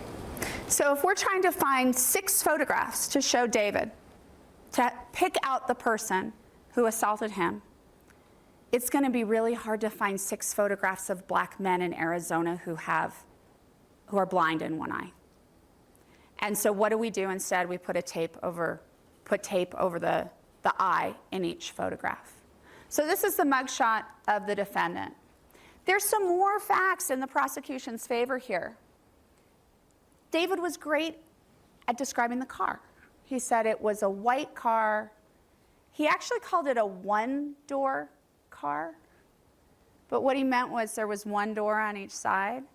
So he said it's a one-door car, and it's junky on the inside, and there was a torn blanket on the inside. And they found the defendant's car. Now, is it a 2-door car? Or a 1-door car? Is it? It's actually a 4-door car. But could a 10-year-old be forgiven for that mistake? Yeah. Okay. And that was the inside of the defendant's car. So far, are we matching? Okay. And the child was asked to identify the blanket. David was, and he did. He said, yep, that's the blanket that was in the car when I was assaulted. He also testified about the muffler, the music that was on the radio. This is a kid who was super, super attentive to what was going on around him. And he said that car was started using a key. And going back to the lineup, there was a photo lineup. 9 days later, he identified Jackson in the photo lineup, and he identified him at the preliminary hearing as well. What's a preliminary hearing? Yes? It's the hearing to decide whether you're going to go to trial. That's exactly right. The hearing to decide, is there enough evidence to go to trial? And David once again identified Jackson.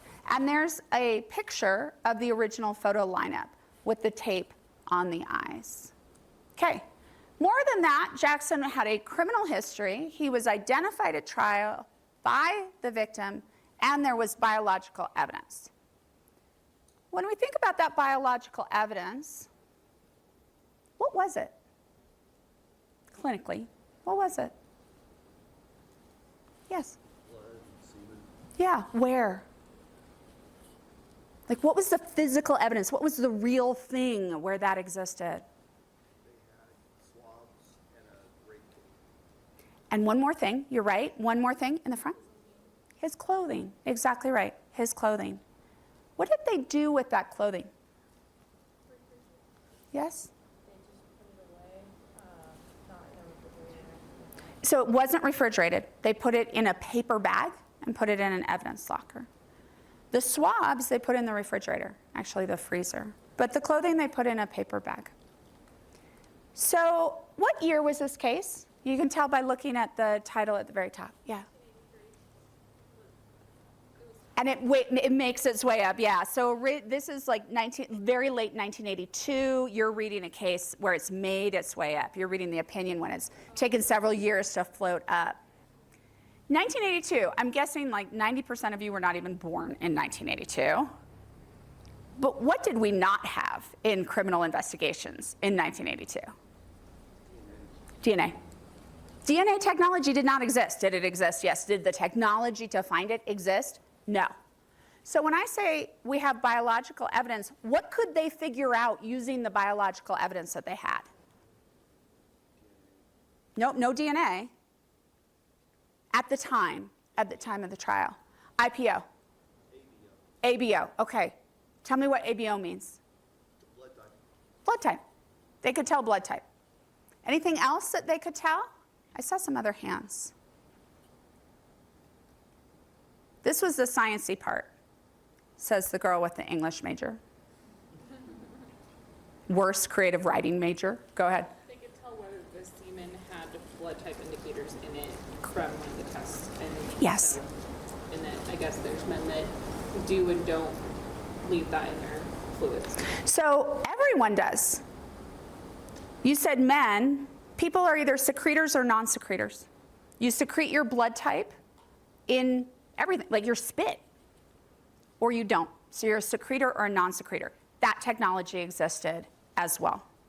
So we had blood type and secretor, non-secretor, but what we did not have at the time was DNA. What did the defendant say? I didn't do it. Child was wrong, misidentified me, and more than that, I was with my girlfriend, whose name was Alice. This is a picture of the defendant with his alibi witness, Alice. Okay. And moreover, my car was inoperative. The kid said it starts with a key. Didn't start with a key. I needed a screwdriver to start my car. And said country music was playing on the radio. I hate country music. I would not play country music on the radio. All right. What's the defendant's case here when we're thinking about that biological evidence? Hey, you know what? Police, yeah, you have the swabs. But what happened to the clothing? It's sitting in a locker in a paper bag. What's happening with the clothing? It's deteriorating. That's exactly right. It's wet, and over time it becomes less testable. So he says if you had kept that evidence properly, if you'd put it in the freezer, in the refrigerator, maybe you could test it and maybe it would exonerate me. And also, maybe if you saved the car, we could have tested it for things like, does it start with a screwdriver, does it start with a key? Did anybody from the case that you read have a sense of what happened with the car? Remember the picture of the one-door car? Yes.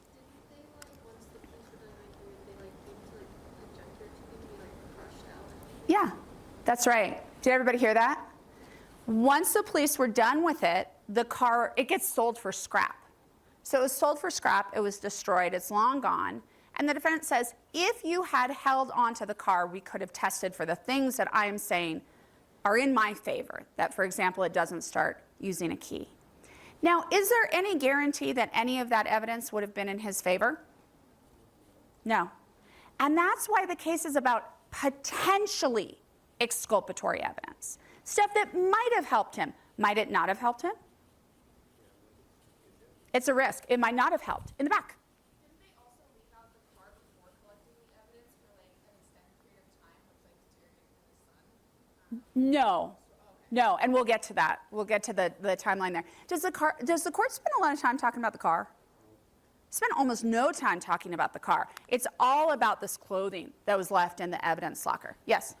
It gave the opinion that he was out of the car, that he wasn't in the car at the time because he was able to move around. Sorry, who's the he in that? You said he, the child? So the child was taken out of the car at some point in time into a house that he described and then returned to the car. And yes, we spent some time in and out of the car. But tell me what, I think you maybe have a follow-up there. Tell me what's meaningful about that. Given that the child was molested, raped in that situation, there's possibly, according to the prosecution, that the car was not really necessary because the act took place outside the home. Ah, okay. Yeah, the car is maybe ancillary to all of this. It gives some additional information, but even if we didn't have the car, it wouldn't particularly matter. Yes?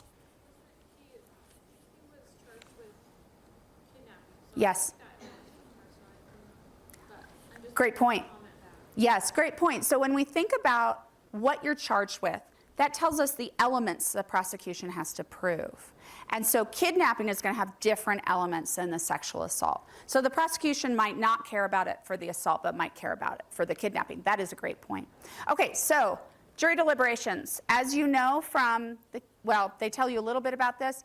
45 minutes, he's found guilty. He's sentenced to 2 consecutive 10.5-year prison sentence. What does a consecutive prison sentence mean? Yes? Yes, consecutive is one after the other, and I misspoke. He was sentenced to concurrent prison sentences. Tell me what concurrent means now that I've said the proper answer. If consecutive is one tacked on to the other, what would the alternative be? So 10.5 years for kidnapping, 10.5 years for assault. What's the alternative? You just stack them together. So he serves one 10.5-year term. They're stacked together. Any idea why you would do that? Like, what's the point? It's one 10.5-year term. There's not 2 of you serving prison time. What's the point?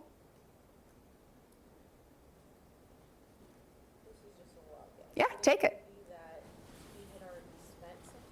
He had spent time in jail. So you might get time served, but still doesn't that, you're getting some time served. Sorry, this is the worst timeline in history, right? You're getting some time served, but it's still eating into that same 10.5-year term. I saw handed back.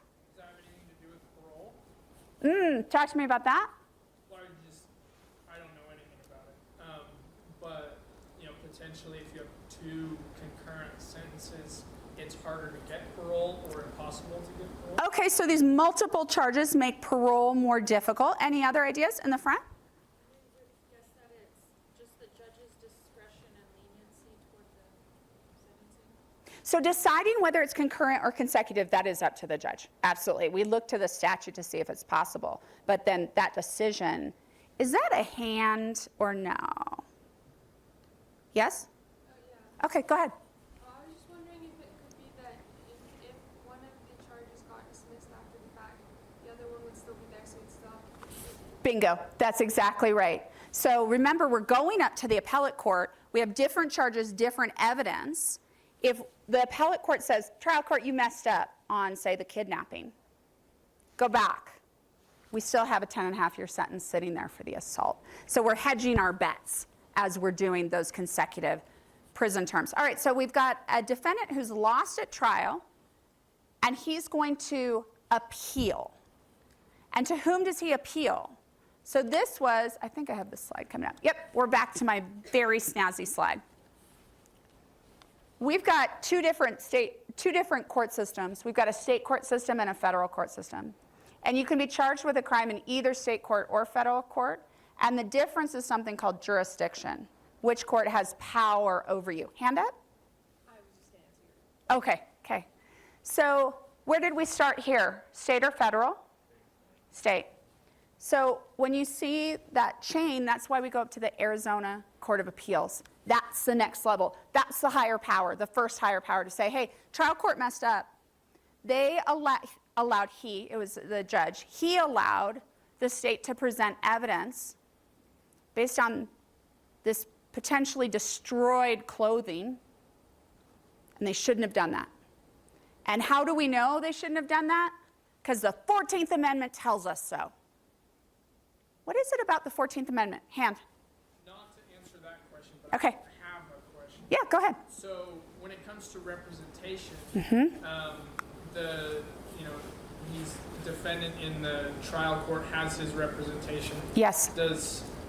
Can things change in and out, or does the same lawyer representation, how is that transferred to the Court of Appeals? Yeah, great question. So the Supreme Court, as you can see from our snazzy slide, is the final word on federal issues. As you are sitting here right now, this is going to answer your question. As you're sitting here right now, how many constitutions protect you? I got one in the back. Yeah, 2. What are they? State and federal.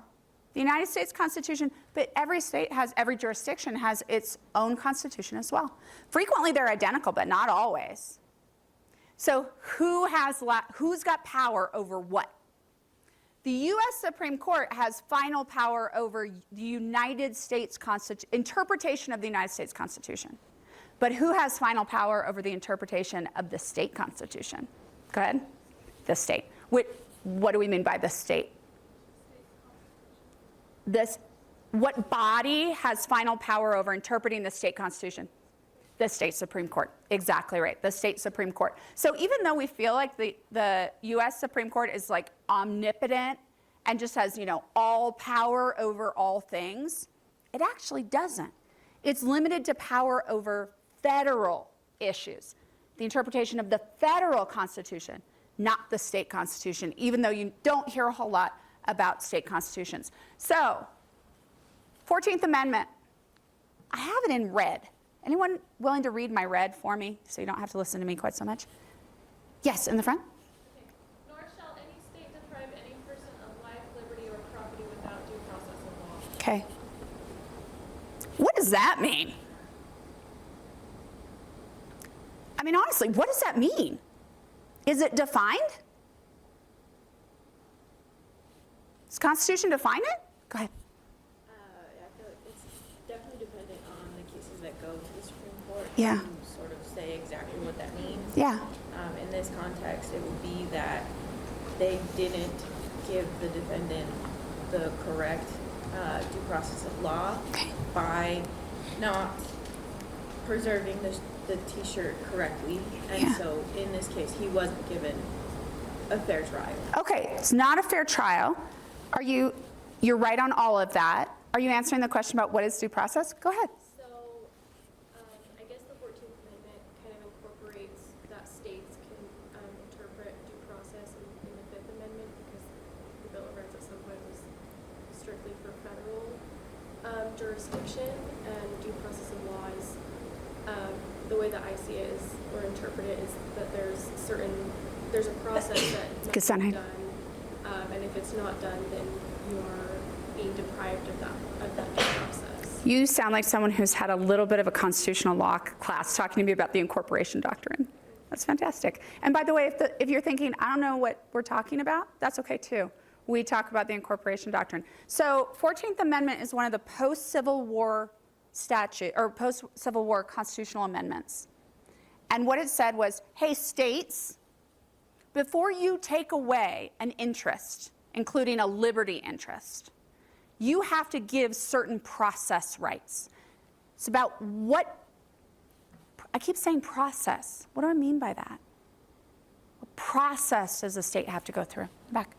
So a lot of the other rights are defined in the rest of the Constitution. Okay. The 6th Amendment will protect, gives you the right to have a lawyer. Yeah. And all the different amendments protect different things. So those make out the due process. What is the path that has to be followed for the state to be correct in charge of the Okay, and the Constitution never says, here's an asterisk, here's what we meant by due process, folks. So who decides what we mean by due process? Go back to my snazzy slide. The U.S. Supreme Court decides what do we mean by due process. I realize that I lost the thread on your question about in the back, in this check shirt.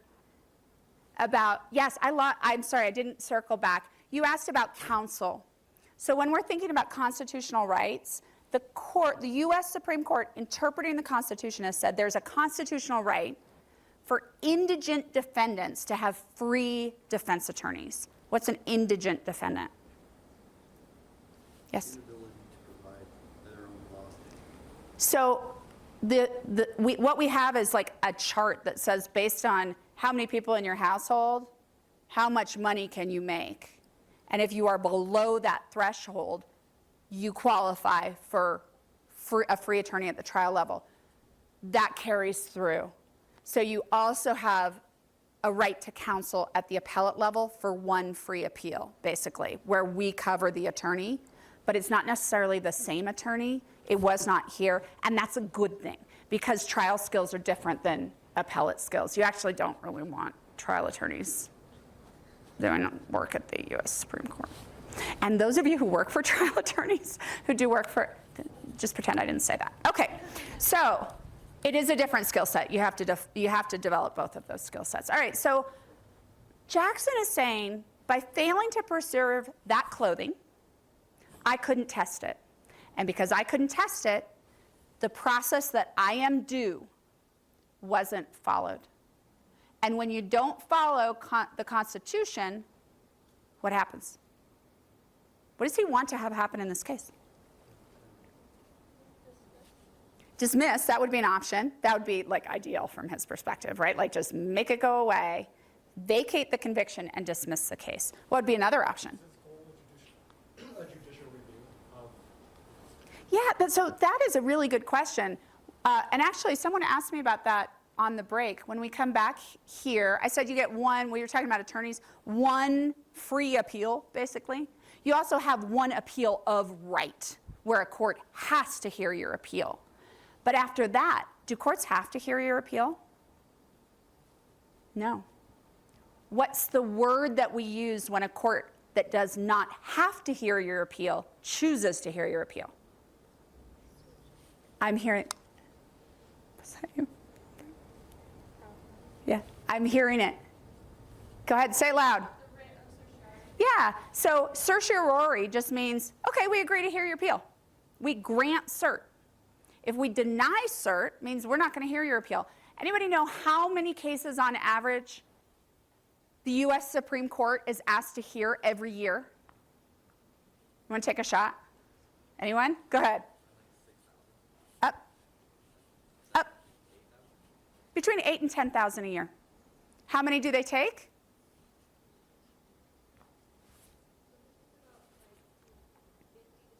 Yeah, they used to take around 80, and the number has been dropping. So somebody who can do math, do math. That's a tiny percentage of cases. So this first layer of appeals, the State Court of Appeals and the Federal Circuit Court, that's your one freebie. But none of the courts above have to take the case. They decide whether they want to take the case. Okay, so we're in front of the Arizona Court of Appeals, and we're arguing about due process and the destruction of this evidence. And what does the Arizona Court of Appeals say to Jackson? Is he right? Were his due process rights violated? Yeah. So what do? Reverse. What does that mean? That would be vacating, but same idea. Reverse. Lower court, you got the law wrong. We're telling you got the law wrong. And then do what? Yes. Yes. Exactly right. What do we call that? We're telling you got the law wrong. Reverse. We're getting rid of the conviction, vacate, and now we're telling you to go on back and try again. Remand. Remand for what? A retrial, and you're exactly right. I thought we just said that he didn't have due process rights at trial because they destroyed the evidence. Say it louder. How do we fix that problem during the retrial? Exactly right. Exactly right. We don't allow the evidence. Go back, try again, do it again, this time without the evidence that violated his due process rights. Now, if you're the prosecutor in this case, you're the state, you think that you are correct that he is guilty. Are you going to take that and say, oh, okay, I guess we're done? What are you going to do? Appeal. Who do you appeal to? You go up one, and here it's the state Supreme Court. So they go up to the Court of Appeals for the state of Arizona, or sorry, the Supreme Court for the state of Arizona. They have to file a writ of certiorari because the Supreme Court, including the state Supreme Court, doesn't have to hear this case. And what do they say? No thanks. Okay, where are we now? His conviction has been vacated. We've been told to go back. The state Supreme Court won't fix it. If you're a prosecutor, are you going to take that? No, you are not. Where are you going to go? And who's at the top? U.S. Supreme Court. So we file a writ of certiorari to the U.S. Supreme Court and say, would you please hear this case? Now, why does the U.S. Supreme Court have power to hear this case? What's it about? The meaning of the federal Constitution, the meaning of due process under the federal Constitution, and they're the ones that have the power to decide that. So off we go to the Supreme Court, and now this is where you come in because you've read this case. What does the U.S. Supreme Court say? And how many justices are there on the Supreme Court? 9. Do all 9 have to agree? No. What do you need to win? What's the majority? 5. You need 5 to win. You need 4 for the court to decide to hear the case. You need 5 to win. What do we call the 5 or more? The majority. What do we call the other ones? No, not the minority, interestingly. I heard it. Dissent. But it's not, you read a majority, you read a dissent, and you read something else. What was the something else? A concurrence. What's a concurrence?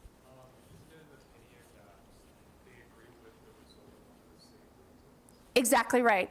It's I agree with the majority on the result, but I think the analysis should be different. So we've got a majority, a minority, and a dissent. And in that 9, one justice writes for their group, writes their part of the opinion for their group. So who wrote the majority opinion?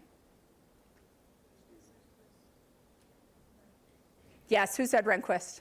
That's the right answer, Rehnquist. What did the majority say? Is there a violation of due process when the state fails to preserve potentially exculpatory evidence? Are you serious? We have 5 minutes? Man. What did the majority say? Within the majority, he was writing out saying that, okay, number one, we don't believe that they acted in bad faith. We don't believe that they tried to take away the evidence and destroy it maliciously. They just said that it was, they failed to know the proper meaning of how to take care of it because it was a new process. Okay, so I love that you use the term bad faith. Did they say it could never, ever, ever be a violation of due process when the state fails to preserve potentially exculpatory evidence? I'm seeing shaking heads. No. When did they say it could be? When the defendant... Yeah, what's the magic term there? Say it louder. Bad faith. Bad faith. If the police acted in bad faith. What's the problem with that test? Did they define bad faith? Nope. They didn't define bad faith. So how do we know if the police act in bad faith? Well, the other problem with it is that they put the burden on the defendant to prove that the authorities acted. They sure did. And what's the... Really hard to do. What's the the practical problem? It's hard to do. Why is it hard to do?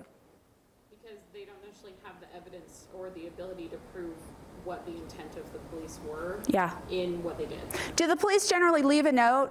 Dear defendant, we are acting in bad faith and we are destroying this on purpose. Ha ha ha, you lose? No. XO, the police? No. So all of a sudden the defendant has to figure out from information he or she doesn't have what the intent of the police was in order to show that there's a constitutional violation. Go ahead. Yeah. Why is it on me? Yeah. Yeah, I mean, that's the trial court burden. That raises some really interesting questions about who has the burden to do what. And interestingly, I was just told that we're running very short on time and I don't want to skip. I need to tell you the ending of the story. So the concurrence, Stephen says, hey, And you know what? Why would the state do that? It's as much in their interest to keep and test the evidence as in the defendant's interest to keep and test the evidence. Is that true? I got a yes. I got a yes. I got a no. Got a no. Why not?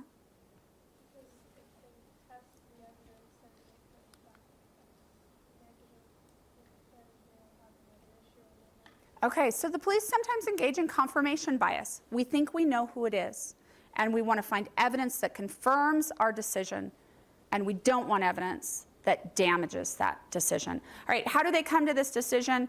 They look at prior cases and they say, these cases require that we come to this outcome. All right, because we're short on time, we need to skip forward and find out what happened afterwards. How many constitutions are you protected under? 2. Youngblood has just been told that his federal constitutional rights were not violated. You going to take that, defense attorneys? What are you going to do about it? Appeal to whom? We're at the top of that ladder. Supreme Court throws it back to the lower court, but all we did was argue about the federal Constitution. So what's your remaining route? State. All right. You didn't violate my federal constitutional rights. Let's talk about my state constitutional rights. And we go back down again. And when we go back down, we're going to skip forward a bit here. I'm funny. We're going to argue again in front of the State Court of Appeals. My Arizona Constitution due process rights were violated. And what does the Arizona Court of Appeals do? You don't know this. They say, we agree. We said it back then. We're going to say it now too. We agree. And then what does the prosecution do? Up we go. Where do we go? State Supreme Court. What does the State Supreme Court say? Nope. We disagree. We do not think your due process rights were violated. We're going to adopt the same rule for the state constitution that the federal constitution now has. So where does Youngblood go? Back to jail. So here's the path. He goes back to prison, he's let out, he violates parole, he's let out, so on and so forth, and then he's finally paroled. Now, his trial attorney is named Carol Wittels, and her husband is also a defense attorney. He does private defense. And she always thought that Jackson was innocent, always. She thinks everyone's innocent, like everyone. She broke her arm once and she wrote on the cast, my client is innocent, and went to trial. For her birthday, he had the police look one more time. There was one swab left in the bottom of an evidence box. Now this is how many years later? Almost, yeah, we're pushing the outer edge here. There's one swab left. For his birthday, he cuts a deal with the Tucson Police Department to have that swab tested. Because what do we have in the year 2000 that we didn't have in 1983? DNA. Want to take a guess? No recognizable DNA? That was a very real risk. That would make for a terrible class if that were the takeaway. Was he guilty?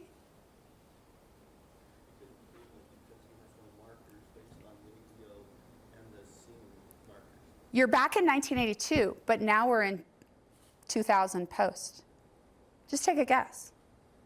Was he guilty? I gave you a ton of evidence that sure made it look like it. Was he guilty? Just guess. No. No, he was not. The DNA evidence exonerated him.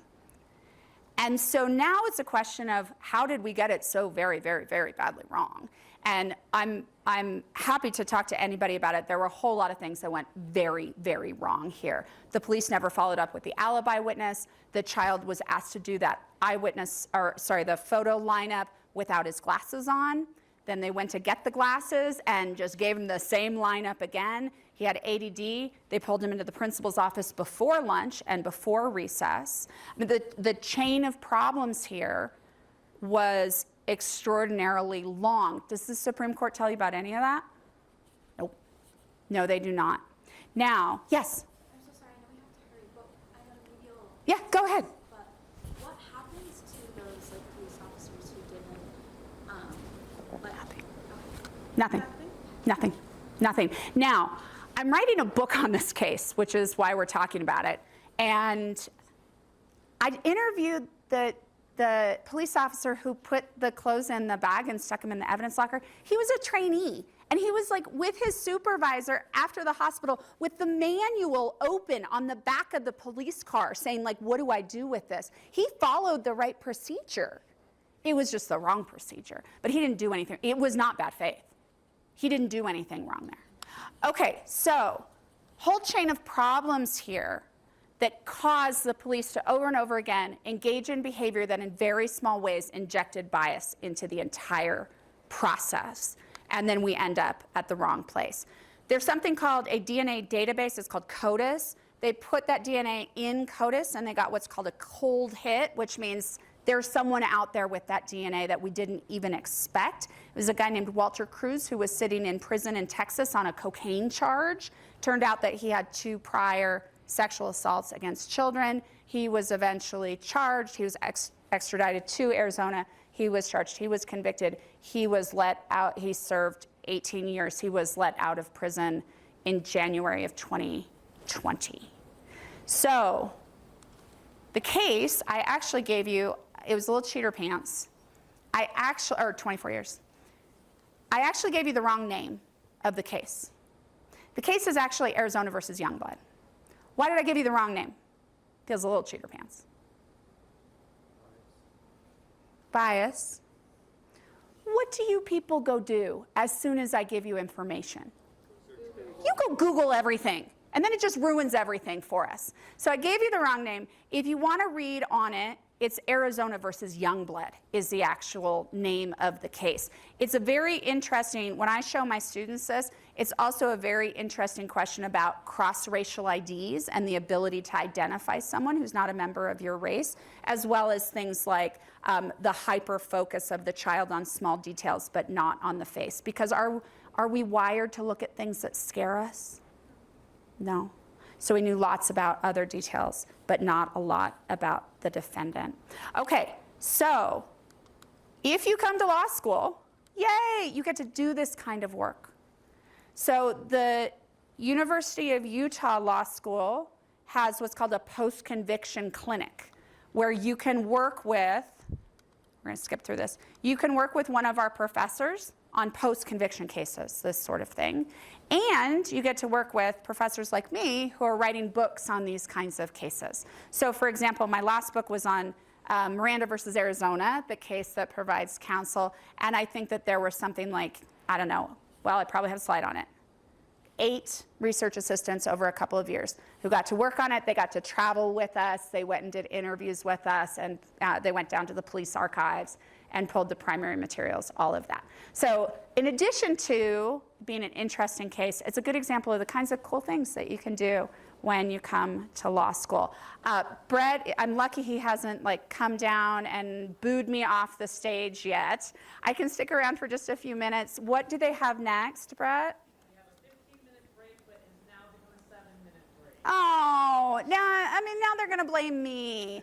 All right. Here's my email. If you have any questions about law school or the case or anything else, please feel free to email me. I'm more than happy to answer questions or find the right person to answer your questions. I'm also on the law school website, so you can find me that way if you'd like to. Happy to stick around during your break. Otherwise, apologies for the shortened class, but I hope to see you at SJQ in, whatever year that happens to be. Okay, bye everybody.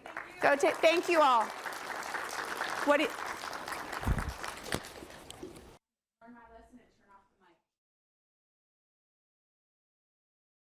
Okay, so we're going to start off with our Life in the Law panel, and we have our panelists.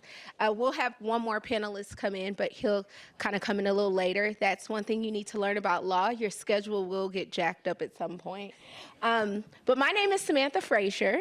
I have been practicing law since 2012. I practice family law at Coyle Law, and I am happy to be the moderator for today.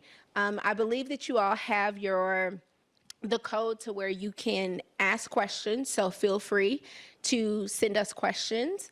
And I will also allow for Zakia Richardson to introduce herself, as well as B. Washington. Okay. Oh, good. Excellent.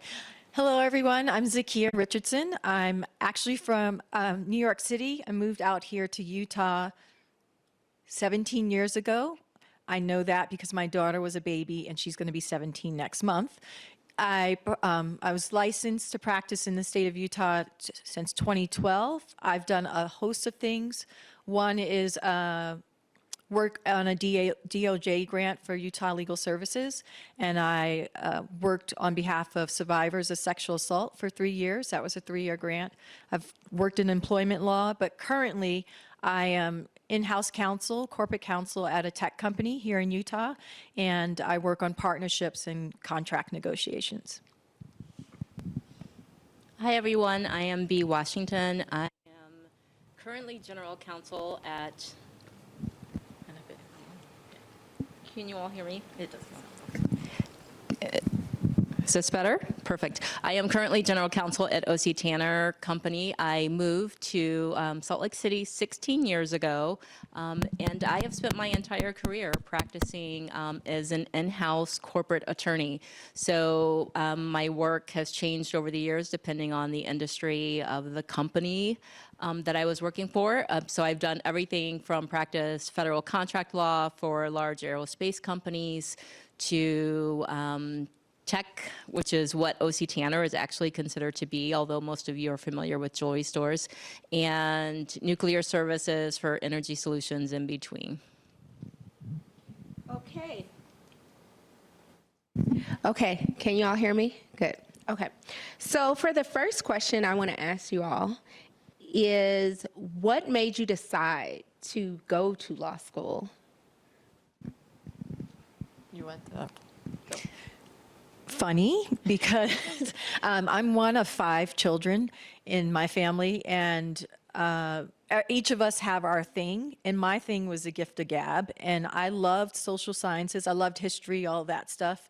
I did not like being wrong when it came to a math thing or computer science thing, right? You know, it's just one little ounce of code that'll mess it up. And so I was like, this law thing is going to work for me. I met, it was one of my dad's family friends, and, you know, I loved what he did. It just seemed like he knew so many different things. And so it was the law. That was what I chose, where, you know, other family members will choose doctor or teacher or that sort of thing.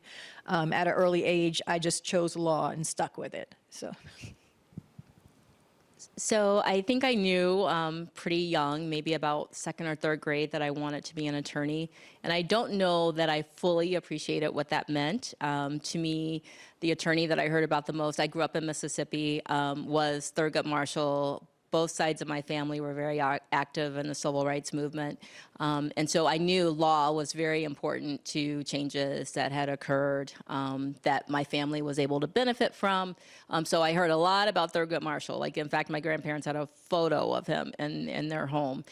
So I think I knew that law was something that was evolving and changing and important to my family. I came from a family of educators.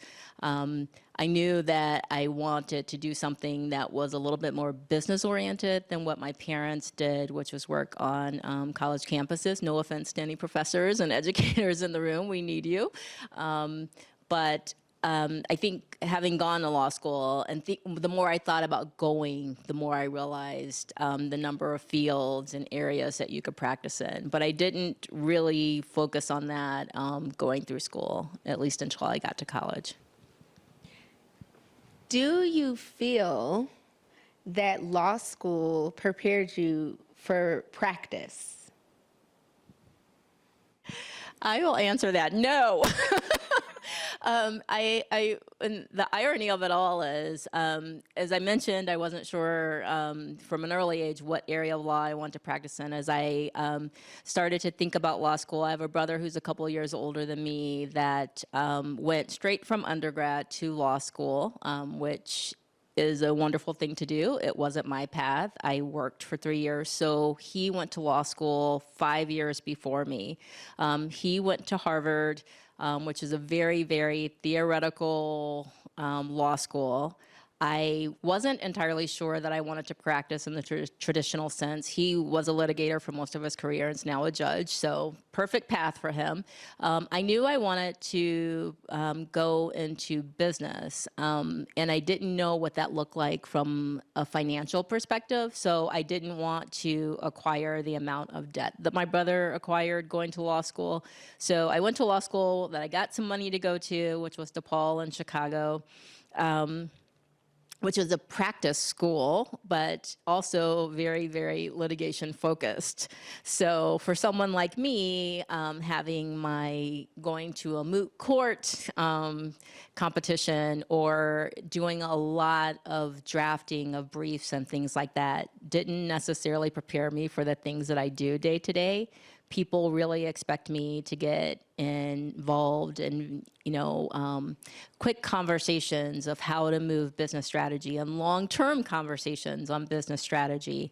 And I don't know that law school necessarily prepared me to talk to an engineer about new technology that might need a patent, or an HR executive on an employment law matter, but that's why we call it the practice of law. So over the last 23 years, I've learned a little bit more than I did when I started.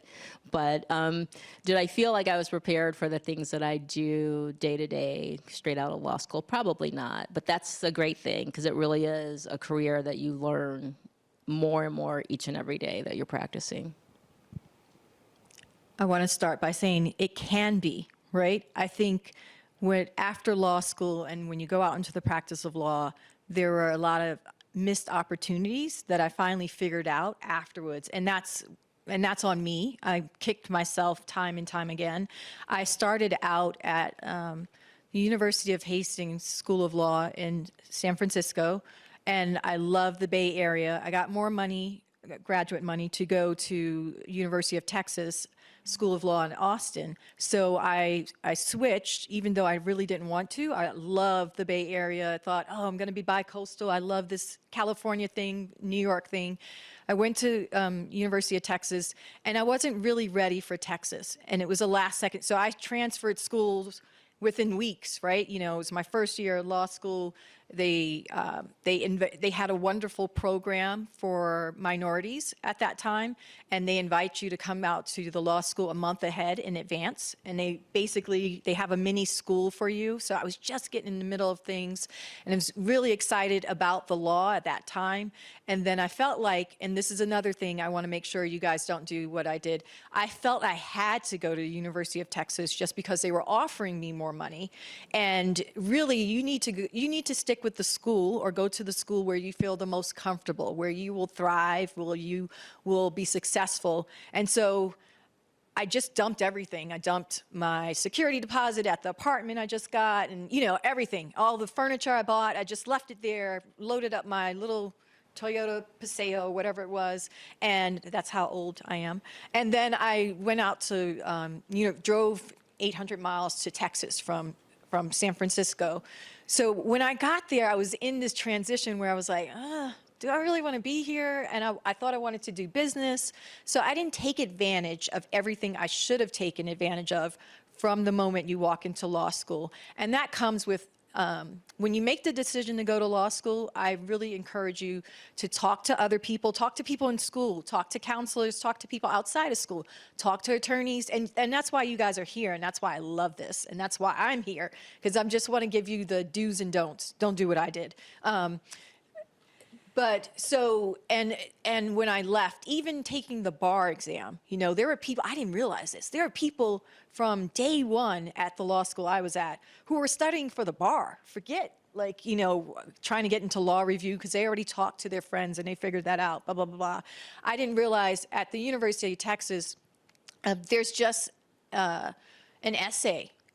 You just write an essay at the end of the year, at the end of first year, when you're tired, exhausted, everything else. I had a trip to Aruba planned, and you have a week to turn in this essay or whatever. Everybody else knew that, right? And they had already been thinking about, what am I going to do to submit for this essay. So you really need to be focused while you're in school and take advantage of all the opportunities that come to you. So no, it wasn't good for me because I didn't take advantage of those opportunities, but those opportunities are there, and there are tons of people around you in your community, at home, who will do whatever you ask as long as you go to them and say, I need help with this. You know, I said the bar exam. What I've learned later were there people who would get the Westlaw little primers and all the Barbary primers, all that stuff, and they would study that from the day they walked into law school. So by the time they took the bar, it was just like, it was a joke. I mean, they were using those primers for the answers for first year contracts, and because everything's right there. And I didn't really, I literally read every page, you know, like every case and all that stuff, which you're supposed to do, but they had these like cheat sheets or whatever. And so you live and you learn. What I practice now, what it did teach me is that no matter how many years of experience other people have, I never walk into a room and think they have something over me. That was the first thing I had to get over, going out into the real world, you know, and you come up against, I was a litigator for a long time, and now I'm in-house, and I oversee litigation and things like that, and contracts.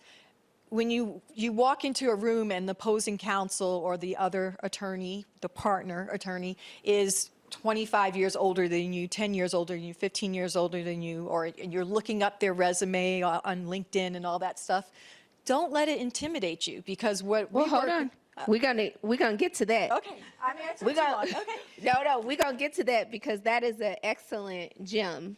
But first, I wanted to piggyback off of one thing that you said regarding it depends about law school and whether it teaches you how to practice, because for me, it depends on what class you took. I took a lot of clinics, and those are kind of simulated courses where you have real clients and you meet people. And for me, the law school, like hypotheticals, really didn't make very much sense to me. You know, like Sherry walks into a store, she slips and falls. Who's liable? Like, okay. But when I actually met people who come to you and they don't, you know, clinics typically take people who are of low income. They don't have a lot of money. They're looking at you as the only person between them and relief or remedy or damages or whatever. You have a different sense of ownership and investment. And I think that for me, doing family law, it really helped me to figure out how to navigate through the legal system. What does that really look like when you actually represent a client? Someone real, living and breathing, not some hypothetical that's on a paper.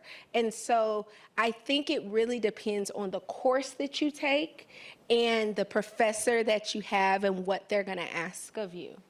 But going back to Zakia's point, just transitioning from what you've learned and how has that helped you navigate in your career from law school? So what you've learned from law school, a gem that you took out, transitioning back to your point, how has that helped you practice? So, two things. I still think whatever, law school is what you make of it, right? Just grab every opportunity you can and learn as much as you can and focus on your interests. As far as, now say the second part again. What is one thing, like you spoke before about you learned in law school, don't allow for anyone to intimidate you, which is a great point. Yes. And how you've used that to succeed and navigate through your career. Yes, and so the point I was getting to, and I think and Ingalls will say the same thing, agree, the law changes so fast. And just because you've been in the law 10, 15, 20, whatever terms, it's still about doing the work, right? So I work with a lot of data privacy agreements and things like that. And it changes on a dime, right? You know, everybody, that's why you have these CLEs and that's why you go to these symposiums. So if a rule, law, regulation has only been out for 6 months, then you and I only have access to that law for 6 months. You're no better than me. And that's the way I have to approach things. You know, when I walk into litigation, a courtroom, if I walk and I'm negotiating a contract, I'm never looking at the other person like, oh my gosh, they have so much more experience, because the experience only relates to that law. And if that regulation is 6 months old, then guess what? You're on the same footing. And what I find is a lot of people hang their hat on the fact that they have experience and not on doing the actual work related to that law or to that rule or whatever. So when I finally figured that out, there's nothing stopping you, right? Like no one's any better than anything you can do if you're not prepared. So as long as I'm prepared, as long as I do the work, then I'm confident that I can handle whatever's been thrown at me. And I'm glad that you say do the work, because that segues into our next question. And I'm going to give it to Ingalls first. Ingalls, would you mind introducing yourself? Hi, everybody. Is that working? I'm Ingalls. I'm so sorry to be very late. I want to say that I had a great excuse that I was working for my best client, but she's sitting right here. She knows that's not true. It's not this morning anyway. Yeah, I just totally didn't have this on my calendar. Love you, Ingalls. So I apologize. But I'm Ingalls. I'm a 16 years ago, I graduated from this law school. And I'm a trial attorney now, focus a lot on creditors' rights and cybersecurity litigation, kind of a big array of issues, mostly for tech and energy companies. So that's me in a nutshell, and I won't take more time than that. But no, my next question is coming your way, which it segues, is do the work. And someone asked, does working in law have to be a 40-plus hour week career, or are there many opportunities to practice law in less time-intensive roles? I'll let you answer, because I could go on a tangent about this. Yeah, so I started out of law school at a law firm, regional size law firm, similar to the one that I am right now. So for me, it has always been a 40-plus hours a week. But at our current firm, at my current firm, we strive to provide folks the opportunity to decide how much they want to do, right? And correspondingly, a real consequence of that is the compensation that you get. I mean, there is a real correlation between how much you work and compensation. It's one of the few areas where you can actually measure that, because we are billed hourly. That is not to say that you cannot have a successful career in alternative method. But I will say, and I know that not all folks agree with me on this, but I will say this. Getting to understand the new laws that are coming out, or the old laws that have been around forever, understanding what clients need in their businesses, understanding the process of law overall is time consuming. And so early in your career, it will demand a lot of you, right? If you are very disciplined, you can totally do this on 40 hours. You can totally do that. I'm not that disciplined, so I actually need the 60 hours, right? I need to go and review the documents 3 times. I need to look at, there is an advantage to this, right? When we are hiring, we look for people that have both qualities, right? People whose brains work like mine, where I need to, half of my work is reviewing the document, and the other half is getting on the phone with being asking the surrounding questions. Now tell me about, who else is looking at this at your company? Understanding the personalities, right? Because I can add as much value I can add more value if I can understand how interpreting this law will actually work for her company. But I also need the other people who are like, our task is to figure out what are the elements of negligence in this case, right? And that they can go one by one and say, in 2 hours, here is the product, right? So we look for both of those people. My point is that it just depends on your work style. I want to echo on that really quickly because I do talk with my colleagues about this, and I want everyone to hear this. Law is not a 9-to-5 job. It is a profession. It is one of the oldest professions in this country, probably in the world, okay?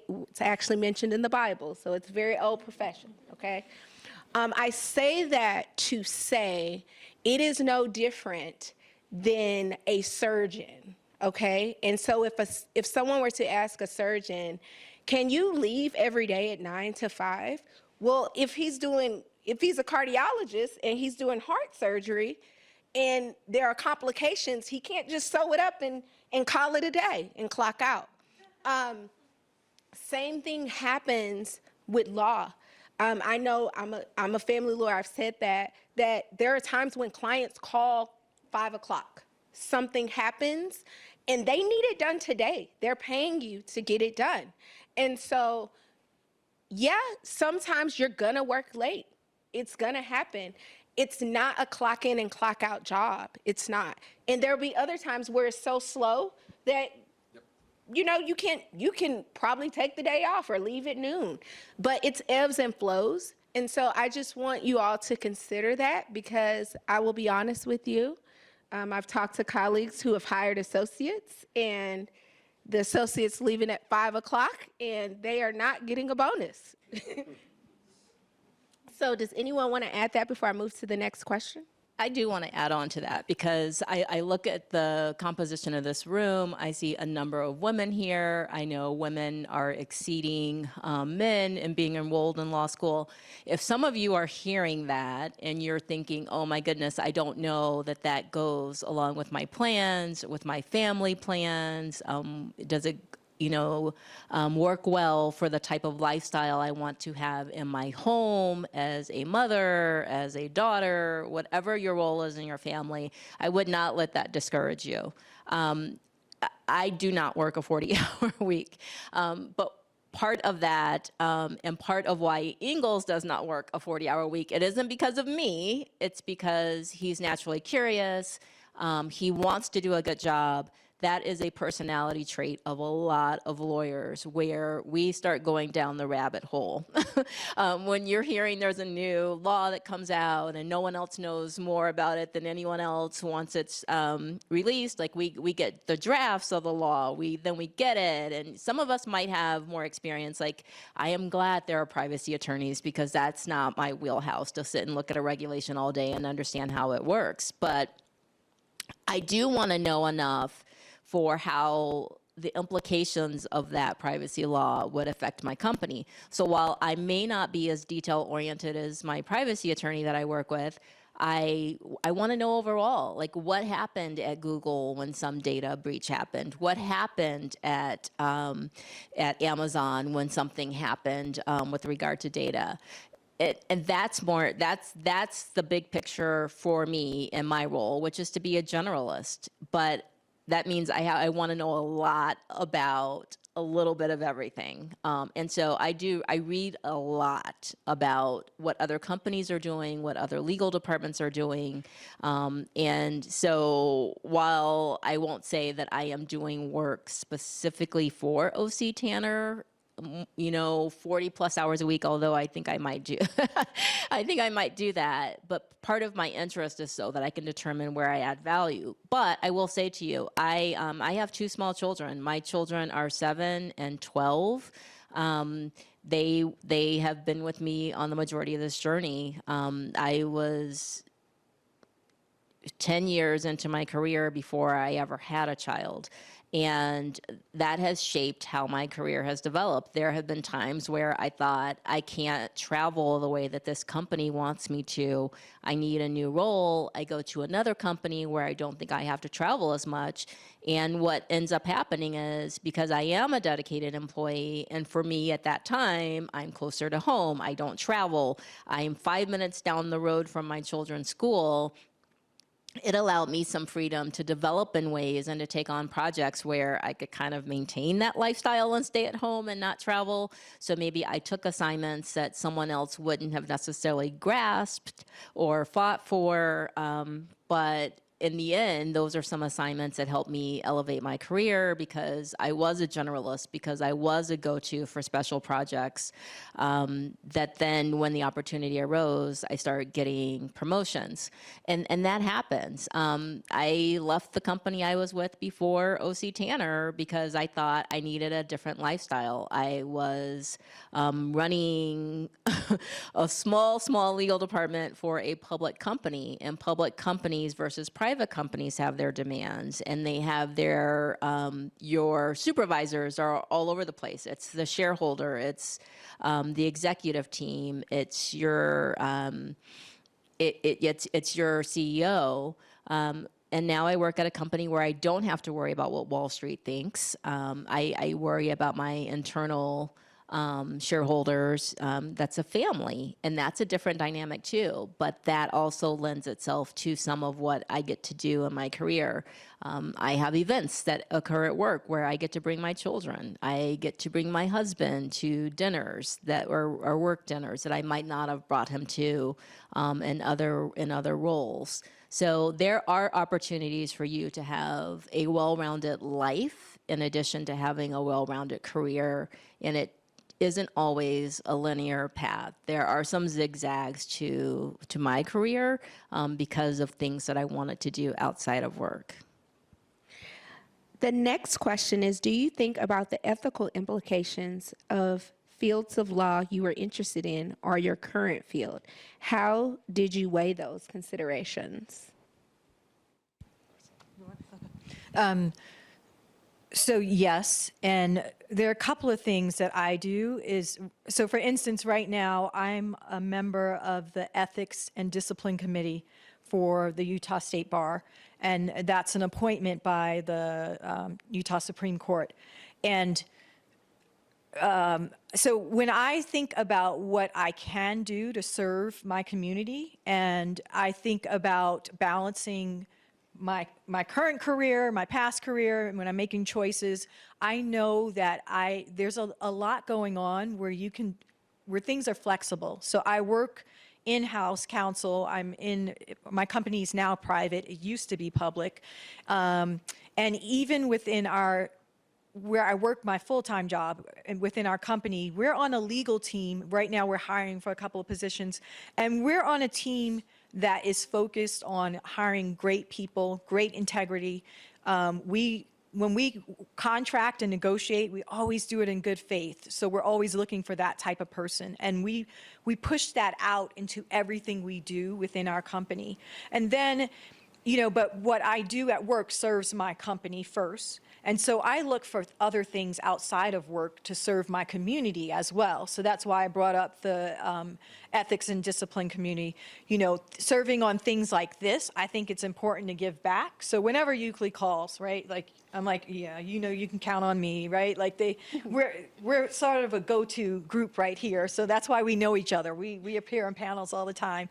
And then there's another thing. Oh, and then also, right now, I'm also a voting board member on my HOA. And usually that's a small thing. I live in Daybreak, and so it's a huge thing, right? The budget that we have there is in millions of dollars each year, right? And so, but I do feel it's important to give back. So on an ethical level, I think as long as you are looking for opportunities, whether it's within your current workplace or outside of it, you can make sure you are doing the best you can to serve, right? And to promote goodness in the community. The other thing I'd like to say, as a minority here in Utah, obviously we're smaller in numbers, and so people recognize us wherever we go. And not like you're a celebrity, but we stand out, right? We stand out. So everyone remembers Zakiya when I walk into a room or when I walk into a courtroom, whatever it is. So if I'm going to stand out, I want to make sure I'm standing out for the right reason. So I'm always going to put my best foot forward. I'm always going to do what's ethical, what's right for the community, for my client, for the company I serve. I mean, it's an easy question, and I think that's why. And I remember one person, a neighbor, she was like, I only know one minority attorney, and that woman is amazing. She's like, so I expect big things from you, and that's the way I look at all my friends and colleagues of color. Is that we can shine a light on how well we can perform, and we do that every day because people will always recognize us when we walk into a room. So that's my spiel on ethics. And does anyone else want to add to that? Or I think she covered it, huh? The next question that we have is, you mentioned that you were inspired by the civil rights movement. Do you feel like law school or your career now has enabled you to be a greater influence for change? I'll take that. So my family was definitely involved in the civil rights movement in Mississippi. My maternal grandfather was the secretary of the NAACP in the state of Mississippi for a number of years. He was the president in a town called Natchez and in that county. My grandmother on my dad's side was someone who was very much involved in registering voters. And this obviously was dangerous for their families. Both of my families experienced lots of violence and terrorism because of the activities of their families. And that is something that, although I didn't experience, I've carried it with me. I don't take it for granted that I'm able to do certain things, that I'm able to get a good education wherever I want to go, and I'm able to get in, that my children are able to do that. And that does, that influence does shape the things that I do. As Zakiya mentioned, it shapes how I show up. I think, and especially being in Utah, there aren't a lot of rooms that I'm sitting in where people look like me. And so I'm a representative. And sometimes when I speak up on an issue, it is a perspective that would not be in that room otherwise.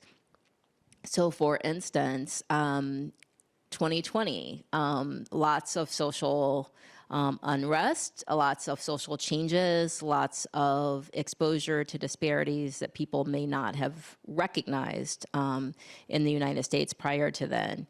And I was okay with saying to people, I have experienced discrimination. I have experienced situations where I might have been profiled or stopped for a reason other than speeding or something that I understood. And just sharing my family's experiences with people is an important thing to do. And I think it's also important for us to put ourselves in environments that we don't always want to be in, because it does give people an opportunity to learn more and have a different point of view. And participating in the community for me, and I serve on a number of boards, is part of that. Because if my voice and my perspective isn't in a room to help effectuate change or to provide another perspective, that organization will be void of that perspective. So sometimes it's incumbent upon me to do that. Okay, and we're close to nearing time, so this is the last question, but I want everyone to chime in, okay? So it says, it was touched upon how law is always changing. I know judges and others within the field go to conferences to be updated or learn. How do you navigate the constant change and growth within the area of law? Very carefully. You want to go first? Okay. Great question. So that is part of becoming a community, right? Like, you become a community on different boards, you become a community on different, so within the Utah Bar, there's a section for almost every subject matter. You have the tax law section, you name it. There's a corporation section, an in-house counsel section. So the first thing you want to do is become a member of these things, right? Of like-minded people, because they're all discussing and giving you CLEs on these updates, right? If an update comes out, more than 3, 4, 10 people are going to start talking about it, and they send out. Then you also get on these listservs and things like that. So don't be overwhelmed by the fact that the law changes. There are a lot of things in place that are will automatically send you notices about these. Another thing is PLI, there are all these online education things, right, that I think we're probably all members and have a subscription to. And they also, and this is a public, it's a nonprofit organization that has CLEs across the country, and it gets the best and the brightest. I love just listening in on their, and it's live, listening live onto their the PLI CLEs. They'll do the same cybersecurity thing in New York, and then a month later in California, but they are focused on the East Coast laws and the California law, and they'll have the California Attorney General, talking about it. They'll have someone from the U.S. Attorney's Office. It's just, there are tons of amazing resources, and I would not get nervous about making sure you're up to date on these things. As long as you become affiliated with these organizations, they supply and feed everything to you. And then also internally within your own organization, you'll probably have monthly or bi-monthly meetings where your own team will talk about the new laws and the new changes. So don't get overwhelmed or let my motor mouth get you thinking that it's going to be a problem, right? Like it's all taken care of. There's a lot of resources at your fingertips to take care of you.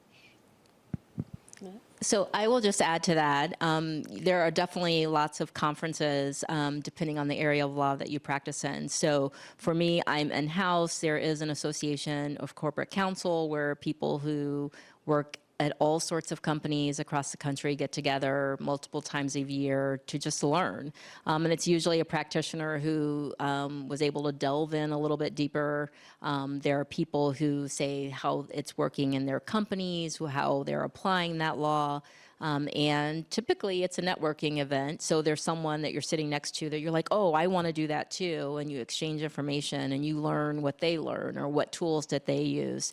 But a huge thing for me is just actually taking on a project or a little piece of something and trying to understand it. I have the benefit being in-house of calling my trusty law firm partners who help me with different matters and say, hey, what's going on with this area of the law? I don't know anything about it.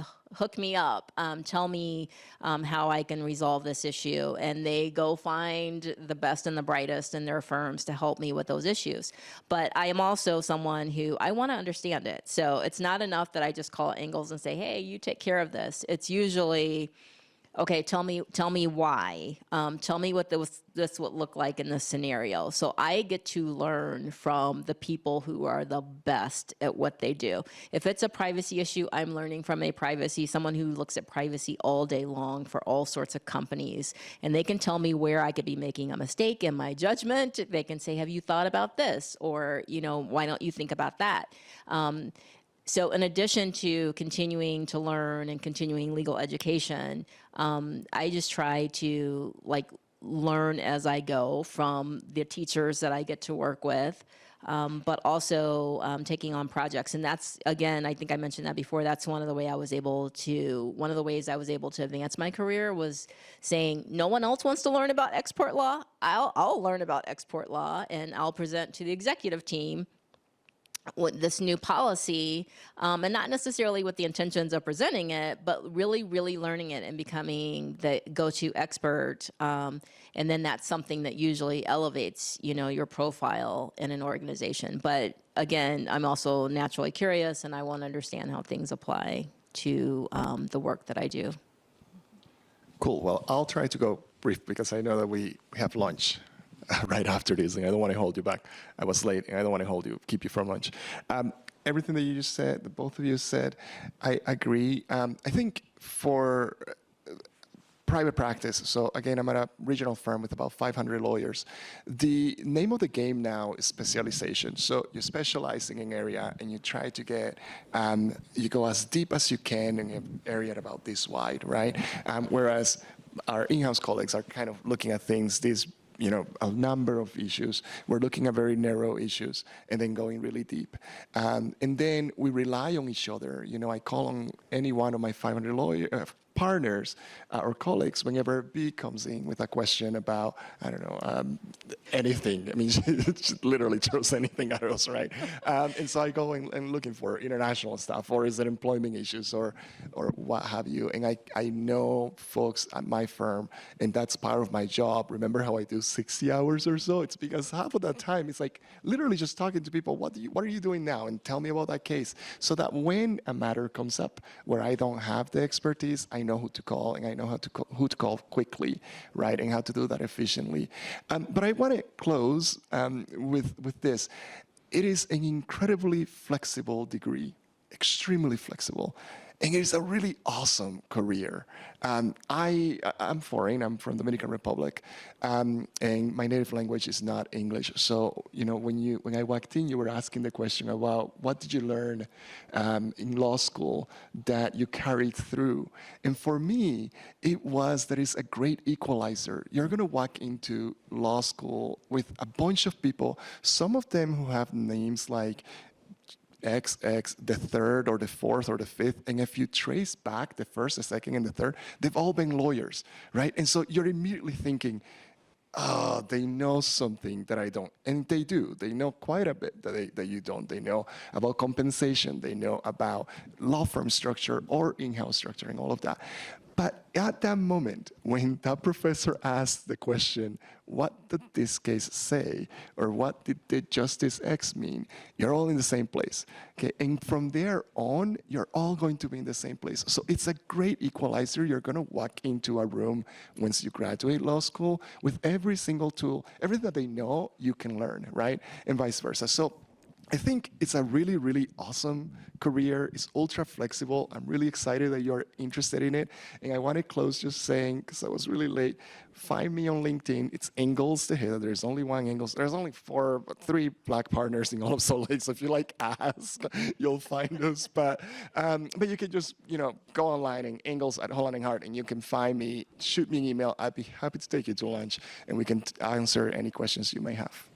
Thank you all. And I would just add, lastly, far as the update, one thing that wasn't mentioned is join your bar, your local bar, and get involved. I practice in both Texas and Utah.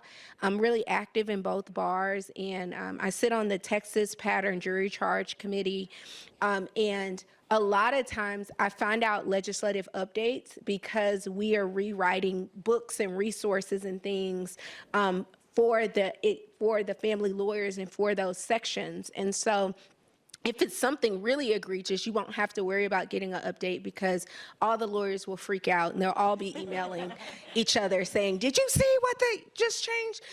But get involved in different bar committees and things because they will keep you abreast of everything. And I echo Ingalls' sentiments, and I thank you all for being a part of this. And you guys go enjoy lunch. Law is rewarding.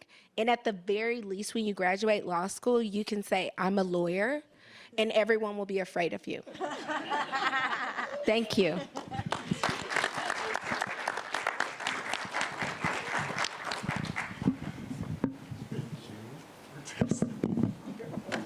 All right, everyone, we can head over to lunch. First, I want to thank those lawyers from the Utah Black Lawyers Association. They are a new association, and I just want to just kind of thank them and just to highlight that's a great thing in law school and as attorneys to join different groups that you are passionate, like if it's a different ideology or an affinity group that you're passionate about, go join them. And if they don't exist, make it happen. This group made it happen. You don't need quantity, you just need enthusiasm and and quality people to be joined. Everybody's welcome to join us. Yes. Yes. So, like, The more the merrier, as Yeah. long as you Yeah. pay your Join dues. us. So I'm a member, but I'm Hawaiian, so but I am supportive of their efforts. So lunch is over in the multi-purpose room, which is right across from where the photos were. We won't be coming back here, so please take everything with you and enjoy. So.